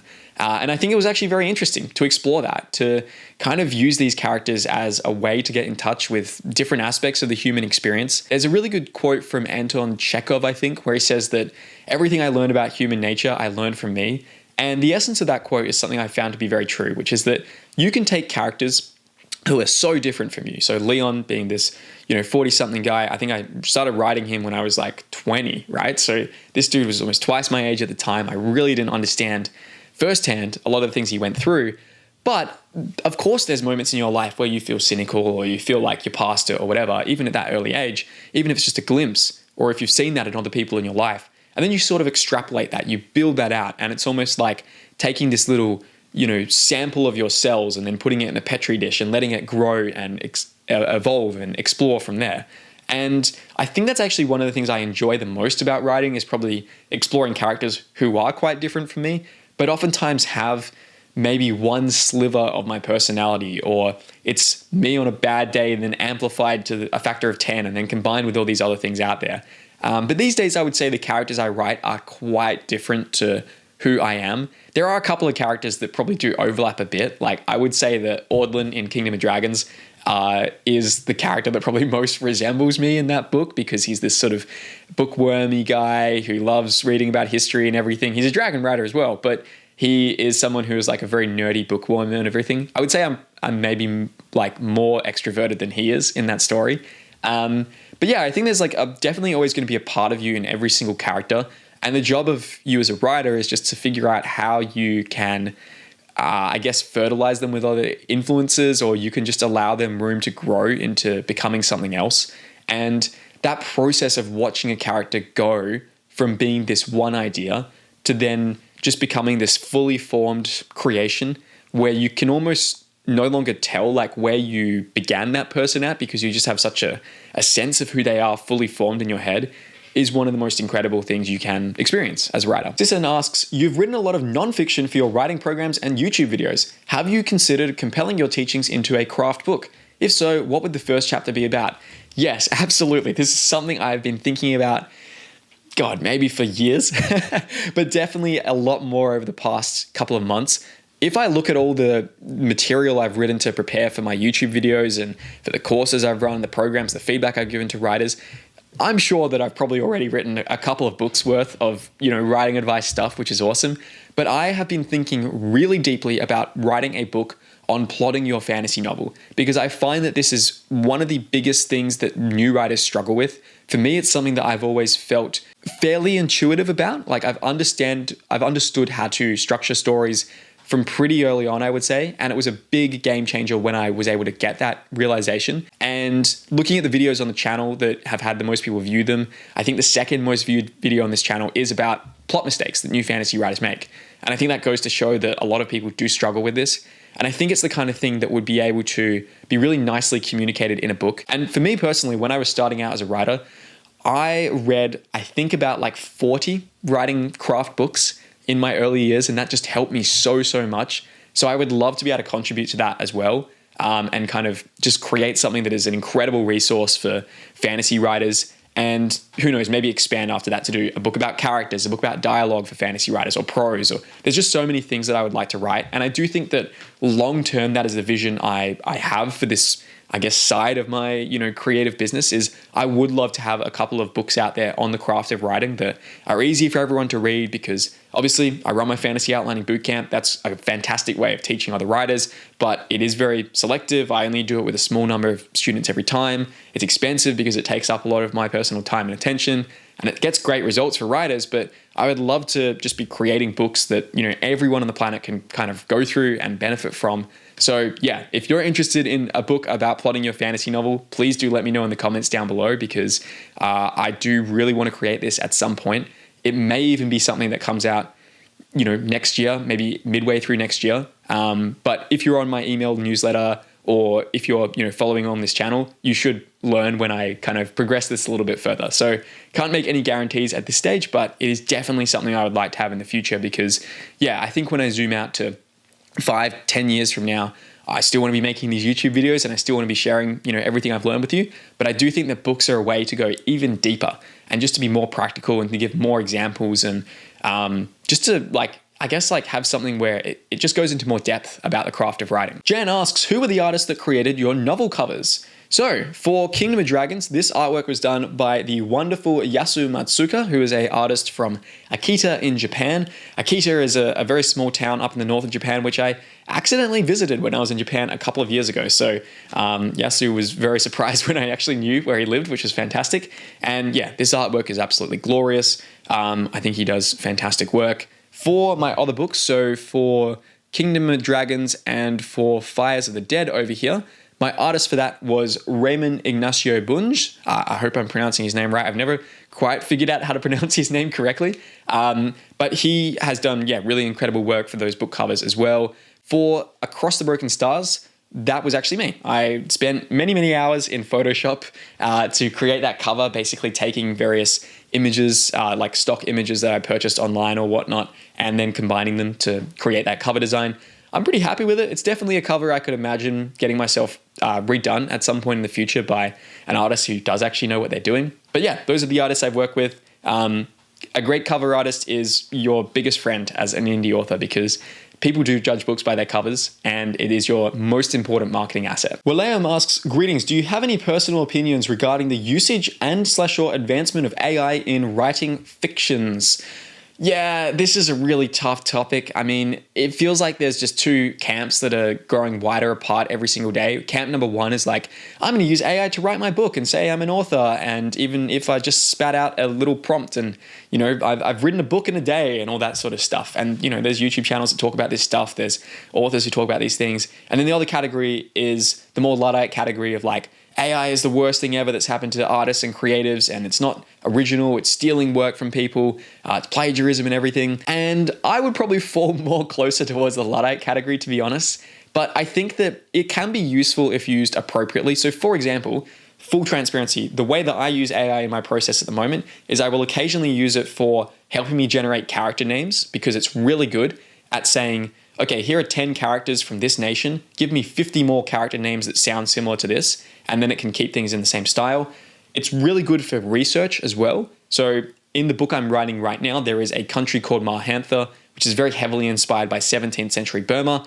Obviously, I've never traveled to 17th century Burma, but ChatGPT is a fantastic research buddy for basically going, tell me the most important things about 17th century Burma. Spits out all this information, and it's kind of this endlessly patient research assistant, right? Where you can go, oh, that's interesting. Tell me more about the importance of the lotus flower in that culture. Okay, why is that the case? And then you can ask it questions like, okay, well, if you're making a fantastical version of this, how would that kind of work in there? So if there are dragons in this environment, how might that interact with things here?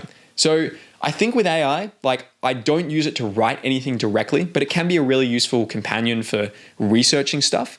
I also use it to help me clean up my dictation. So when I am out and about dictating, I then get a transcript from that. I put it into an AI program to clean it up. Again, it's not writing anything for me. It's just cleaning it up in the same way that a research assistant would do. The benefit of using AI for that is that you can basically tell it all your character names and pronunciations and everything so that it can fix up these things that the transcript gets wrong. But in terms of the actual ethos or the philosophy around using AI to write your own book, again, like everyone has throughout history, people have written for different reasons, right? Some people have written as an artistic expression, never intending to show their writing to anyone else. Other people have written purely to make money. And if you are someone out there who is like, yeah, I'm just using AI to pump out, these books and I'm just doing it to make money or whatever, like I wouldn't do that for me personally because I fall more towards the artistic category of things. But it's not for me to tell you what you should be doing with your life or whatever. There is definitely some strong ethical arguments against how a lot of these AI companies have sourced data, and who knows how various lawsuits will resolve in terms of the idea that have they just, copied content that authors have worked really hard to produce, and then that data is just benefiting and profiting the AI companies. I don't know enough about how the technical side of things works to comment on that, but I, would not be surprised if that turns out to be the case. I just think the bigger question though is like, it just comes down to intention. For me, I think that writing is something where, God, it's so hard sometimes, and you can definitely see the appeal of, outsourcing it to an AI or whatever. But for me, the struggle is actually the joy. And I don't think I would be proud if I look back on a story that I just produced with an AI or something like that, and someone had read it and they were like, oh, it's a good book. And I knew deep down that I didn't actually produce that thing. It was a computer that did it instead. To me, that's just not the appeal. And yeah, I guess I like the actual craft of it. I like that process. And the day I stop enjoying that process is the day I'll probably stop writing or put it on a long hiatus or something like that. The idea of using AI to really just completely outsource like the craft, to me, it doesn't sit well, and I probably wouldn't have that much respect for authors who did it. But again, like everyone has to, approach writing from their own perspective and do it for their own reasons. Technology has definitely evolved over time, right? And maybe people were having this discussion back in the day where we went from writing by hand or with pen and or with quill and ink or whatever to then using typewriters. Maybe there were people back then who were like, oh, that's corrupting the creative process, and you can only write a good story if you're writing it by hand, and using a typewriter or using a computer is cheating. I do think AI does represent a pretty fundamental shift though. So yeah, that's my perspective on it. It's definitely a contentious issue, and I know that there's people who fall pretty heavily on both sides of the camp. But for me right now, I use it as a research assistant. I use it to clean up my dictation, and I sometimes use it to come up with character names. And that's basically it. Austin Frente asks, what is the biggest change you've made for plot, characters, world building, etc. between the first and final drafts of any books? It's an interesting question because I actually find that there is not much that has changed between my first drafts and my final drafts. A lot of that comes down to the fact that I outline pretty heavily. So as a result, I usually know exactly where the story is ending before I start writing. I know most of the key scenes that are leading there. And sometimes there'll be a few things I need to change around. But structurally speaking, most of the time, I would say that 90% of the first draft ends up in the final draft, and there's limited changing. Where there is a bigger difference between the start and end of a project is usually like in the overall idea of a book. So Kingdom of Dragons is actually a good example of this, where in many ways, like the seeds of this story began when I was writing the Aeon Academy back when I was 14, this idea of a school story and a character going to this school for people with different abilities. A lot of that has probably fed its way emotionally into what this book is about. And then likewise, there was a book I wrote a few years ago called Masks of Steel, which is about a girl who infiltrates this fighter pilot academy to basically bring it down from within. And it's set in this steampunk fantasy world. A lot of that arc from that character is then found in Roven in Kingdom of Dragons, who is this spy who infiltrates a Dragon Rider Academy to destroy it from within. Obviously, there's some surface level changes to the aesthetic of everything, but a lot of that structure has kind of come through. And oftentimes I do find that many of my stories follow this pattern where I almost take like two novel ideas and I jam them into one thing. And those two novel ideas which didn't work separately, they actually somehow work together because of the fusion between them. Probably another really big difference between initial idea and then final idea was in the Thunder Heist. So originally this actually began as a 2-book duology called The Lightning Callers, which was sort of a political steampunky thing set in this city where there were all these wires above it, and the wires were there to stop lightning coming down to strike the city because it was constantly coming down to strike the city. And there are these characters who can kind of draw energy from lightning.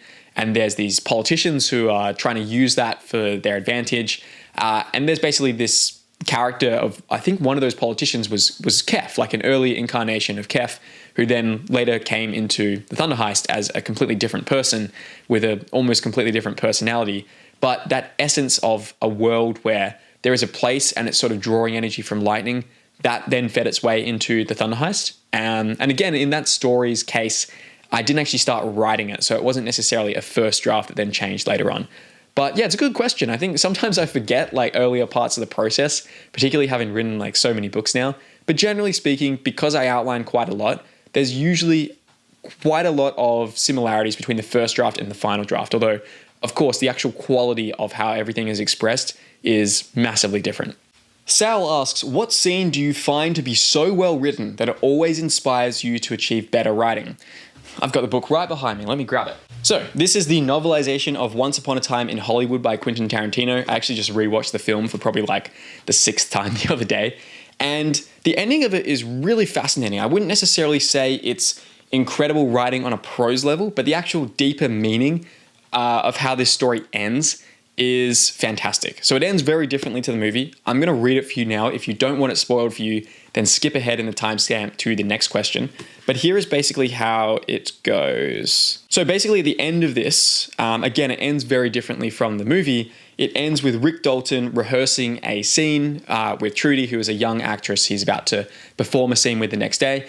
And Rick has been feeling a bit down in the dumps. He's been feeling a bit dejected about his career prospects and everything. But he goes through this process of on the phone, just, rehearsing the scene with this very precocious young actor.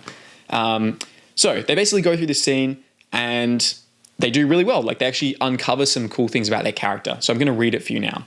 She coos an enthusiastic, "Oh, good idea." Then after a beat, she says, excited, "Hey man, that was a pretty freaking good scene." Rick sits up from the floor and leans his back against his refrigerator. "Yeah, it was," he agrees. His scene partner says, "We're going to kill this scene tomorrow." "She's right," Rick thought. "Yeah," he says, "I think we are." A moment of silence passes between the two thespians. Then the younger one reminds him, "Wow, Rick, isn't our job great? We're so lucky, ain't we?"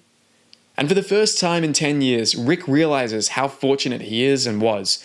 All the wonderful actors he's worked with through the years. Mika, Bronson, Coburn, Morrow, McGavin, Robin Blake, Glenn Ford, Edward G. Robinson. All the different actresses he got to kiss. All the affairs he had.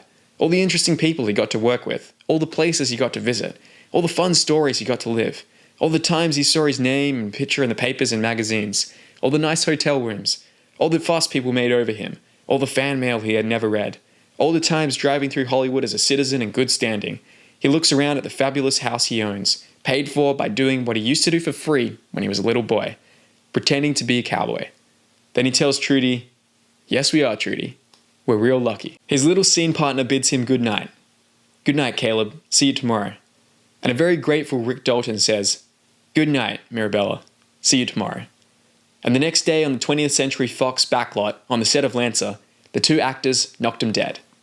So that's the ending to Once Upon a Time in Hollywood. And I think that as you go through the creative life, it's very easy to sometimes lose the appreciation for the fact that you are living the dream that you once had for yourself. Like as Rick Dalton says in that scene there, he realizes he's been paid to do the thing that he did for free when he was a kid. And I think when I read it, it really just floored me. And I remember just sort of closing the book and staring at the wall for a few minutes afterwards and just feeling this deep warmth and this deep appreciation course through me. Because yeah, the more that you write and the more books that you write, the novelty of it can sometimes leak out of the process a little bit, and you can treat it like a job and it becomes a grind. And obviously this has been my full-time thing for the last 14 months. And sometimes it's easy to just be in the mindset of, man, like I just got to get through this thing. But when you can really deeply reconnect with that part of yourself, that 14-year-old version of you that started writing for the first time with these big dreams of one day being published and being able to finish an incredible book and explore these different worlds that don't exist and live the lives of characters who aren't real but feel like they're real to you, whenever I can reconnect with that part of myself, it just always feels so joyous. And so I think that that's actually one of the most inspiring things I've read, and it's a passage that has really encouraged me to, I guess, retain a lot of gratitude and a lot of joy for the process of writing. Ghost asks, what inspired you and/or gave you the confidence to start sharing your writing advice online? So I think I posted my very first writing advice article way back in December of 2016. I actually had a little blog set up for the Aeon Academy, which was, again, the very first story I wrote. And this would have been around 2 or so years into writing that story. And you can still find it online if you want, although I don't know if the advice there is absolutely fantastic because I wrote it so much earlier in the process. But I guess just from a very early start into my writing career, I just found it fun to share what I was learning along the way and to share my current thoughts on writing and updates on how the manuscript was going and all of this sort of stuff.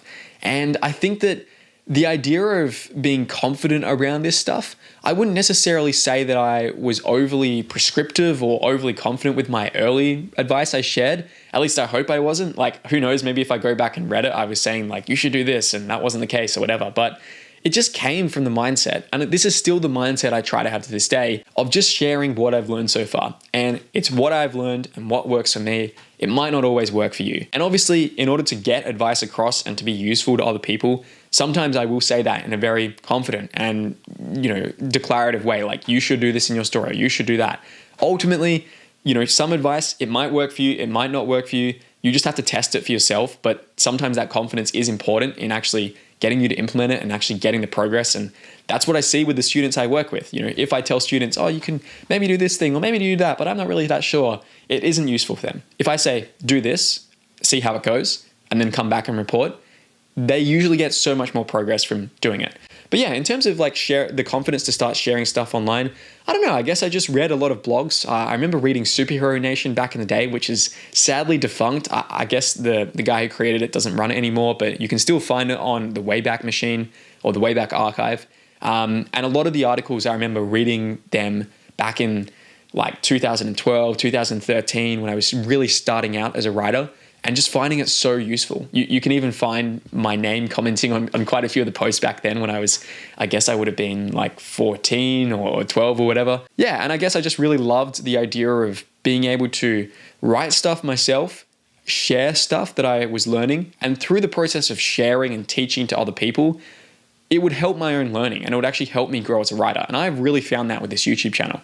I think that whenever I have to make a video about a certain topic, it teaches me a lot about that topic and it actually helps me refine my own understanding of plot or character or dialogue or whatever it is that I'm talking about. So yeah, I would say as a bit of advice if you are thinking about sharing writing advice online, is just focused through the mindset of saying, here is what I've done or here is how I do the thing, rather than necessarily saying, here's how to do the thing. Once you have then published a couple of books and you do have more experience as a writer, then I think it is okay to be a little bit more prescriptive with the stuff that you're sharing. And obviously that's the point I'm at now. But if you go back to my earlier stuff, there was probably just a lot more of here's something I discovered, or here's something that someone else has said, which I found useful.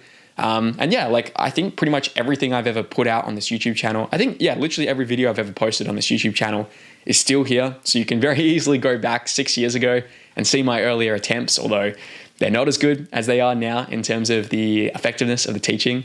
But yeah, it's nice to just have this record of stuff, and I guess it's cool. I'm glad I did it back then, right? Like I'm glad that I had the confidence to put it out, because if I hadn't, then I wouldn't really have a record I could go back to 10 years later and see where I was at that particular phase in my writing career. Paul asks, looking back, what are your favorite memories as a writer, as a content creator, and as an educator?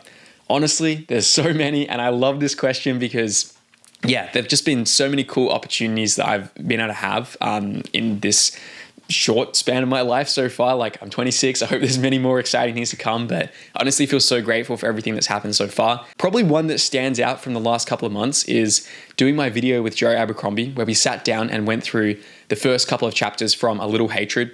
And we basically looked at how he introduces characters. Joe is one of my absolute favorite writers in the world. For a long time, I've said, probably my top two favorite writers are Joe Abercrombie and Brandon Sanderson. And depending on whose novel I read last, that's usually number one. So here I was a couple of months ago, just, literally talking with one of my writing heroes, a guy I have read probably 12 or 14 books by. And I was able to grill him on how he writes his first chapters, literally asking him all the things that, I've wanted to know about how he constructs his stories forever. And I think what I really enjoyed the most about that is just, I guess, how much of an equal I felt in that exchange. And like, I know that's kind of ridiculous to say. Joe's published so many more books than I have, and he has, sold millions of copies and everything. But in terms of like both being teachers and both being analysts of the writing in that moment, I just felt like I was able to approach it without being this nervous fan. I was able to approach it as like an equal who was facilitating a cool discussion. And it was a marked contrast to 2 years ago, when I interviewed him on what was then the Wizards, Warriors, and Words podcast. And at that point, I'd interviewed probably like 30 or 40 different fantasy writers who I really respected and really admired. But when Joe was on, I was just so nervous. And it took me a while to warm up, and I was just kind of like this nervous fanboy the whole time. But in this more recent interaction with him, I feel like I'd actually progressed enough as a writer to have like the confidence to be treating it like we were both on a panel together, talking about this story. Maybe that's ridiculous to say, but yeah, I just felt like that was really fun, and we had a great discussion. He really enjoyed it as well. I don't think he'd ever done something like that before. So it was cool to be able to create that for him. And afterwards he said he, really enjoyed it as well, which is awesome. I think another one of my favorite memories has actually been like pretty much every student I've worked with has just been really, really fun. And even to this day, there's so many of my student stories that I find myself thinking about all the time. I mentioned him a bit earlier in this video, but Peter Christensen, who runs the Arcane Crime YouTube channel, his story, which is set in this sort of magical version of New York, it's something I find myself just thinking about a lot because it's just such a fun story. I think he's planning on getting it published next year. And yeah, I really hope that you guys can all experience it and appreciate it when it comes out, because there are just so many stories like this that I've had the privilege of working on, where the ideas are so interesting to the point where many of the students I've worked with in my fantasy outlining bootcamp, sometimes they're writing stuff and I'm like, man, I'm actually jealous of this idea that you have here. Like you've come up with such a cool story, and it's awesome to be able to be involved and to be giving feedback and advice to shape it. But I almost wish I had created this idea for myself. So a lot of my interactions with my clients have been incredible. And I'm so glad that I have pushed myself to build that part of the business out, because I think it's very easy to just sit here and make videos, but not actually interact with writers at different phases of the process and help them with their stories. And I feel really grateful for the fact that I've now worked with, I think it's like almost 90 writers between my one-on-one story coaching program, my fantasy outlining bootcamp, which we're starting the cohort 4 of that bootcamp on 2 days from when I'm recording this video, which is very exciting. And then also my live first chapter critique workshop that I ran a couple of months ago. And I just love that ability to interact with authors. Like, this is the thing that I have nerded out about the most in my life. And I've pretty much spent every single day thinking about how to write better stories ever since I was a kid. And to be able to have students and clients to work with who share that passion, and I'm able to just kind of convey everything I've learned, it's so re-energizing. And there have been so many times, like I remember a coaching call I had with a client a couple of months ago where we were going through the outline of his story. This was a student who'd gone through my fantasy outlining bootcamp. And I walked away from that just feeling so energized and actually so excited about my own story going back into it, because I'd been feeling a bit flat about my writing, but talking through his story and just seeing the joy and the excitement he had for it, I was like, oh, that's right. Like I get to have that same excitement for myself. So I think that it reconnects me again with that younger version of myself that was starting out and that had all that joy because it was more of a novel process. And then, yeah, two other big memories that stand out in particular are actually, I'm now at the point where I've caught up with 3 of my coaching clients overseas, which has been incredible every single time. So for example, when I was over in America last year, I caught up with one of my clients, Gary, and he took us out to explore the kind of little town he lived in, which was a very interesting historical town. And it was honestly just like one of the most fun days in that road trip I did, because I was road tripping around America with 2 of my other friends, and they were raving about how much fun it was as well. Like to get off the beaten tourist track and to actually go out to a town that we wouldn't normally have gone to, and to basically just like see, this guy's life out there and everything. It was incredible. Likewise, when I was over in London at the start of this year, caught up with one of my clients, Sam, and we went for a bouldering session there, which was an absolute blast of a time, even though I didn't really send too many great climbs. And then when I was over in Madrid early this year as well, I caught up with one of my clients over there too, Dimitri, and he was an amazing tour guide, an amazing host over there, let me stay at his place for free, which was very generous of him. And I think just with all of these clients I've caught up with in person, it has been the most magical experience, because you have such a deep intellectual connection from the fact that you've worked on their story for, weeks, sometimes even months in many cases, and you connect on such a creative wavelength, but maybe you don't really know like too much about their regular life, and you catch up with these people, you've never seen them in person before, you've never really talked, I guess, about their life too much before. Sometimes I have. And it just feels like you're instant friends. And it's really cool to just have people all over the world now, having worked with clients from, I want to say like maybe 6 or 7 different countries. I don't exactly know the exact number. It is just such a cool feeling to know that there's all these different people around the world who I'll probably catch up with when I get to their respective countries, because it's been so fun working with them on their stories. Because again, like, this is the thing I'm the most passionate about. I love writing. I love talking about writing on this YouTube channel, and I love talking about writing with other people as well in my coaching programs and everything. So yeah, like those experiences have been incredible. And then the last memory I'll share here is the Across the Broken Stars book launch. So this was done on my birthday, on my 22nd birthday, February 4th, 2020 at the South Perth Library. And it was just one of the most incredible nights of my life. I had I think 50 books there, and they pretty much all got sold by the end of the night. And there was just all my family and friends, and a couple of people I didn't even know there in attendance as well. The whole video is on this YouTube channel, so you can actually check it out as well. But it was just a feeling of such hope and optimism about the future. This sense that this is the first full-length novel I'd published. I had published a novella, Fires of the Dead, a little bit early on. But Across the Broken Stars really felt like such a meaningful and big accomplishment to me. And on that night, I thought, this is the most incredible feeling, and I feel like I'm just getting started here. And here I am, 4 years later, a full-time author. I've got this YouTube channel where I get to talk about writing. I've got all these incredible clients I've worked with. And honestly, it has just been such an amazing ride so far. And I feel like we're just getting started yet again. So thank you for making it all the way to the end of this Q&A. I really appreciate your questions, and I really appreciate you being here to make this channel and to make my life what it is. So to all of you in pursuit of your own creative dreams, keep writing and keep striving. I'll catch you in the next video.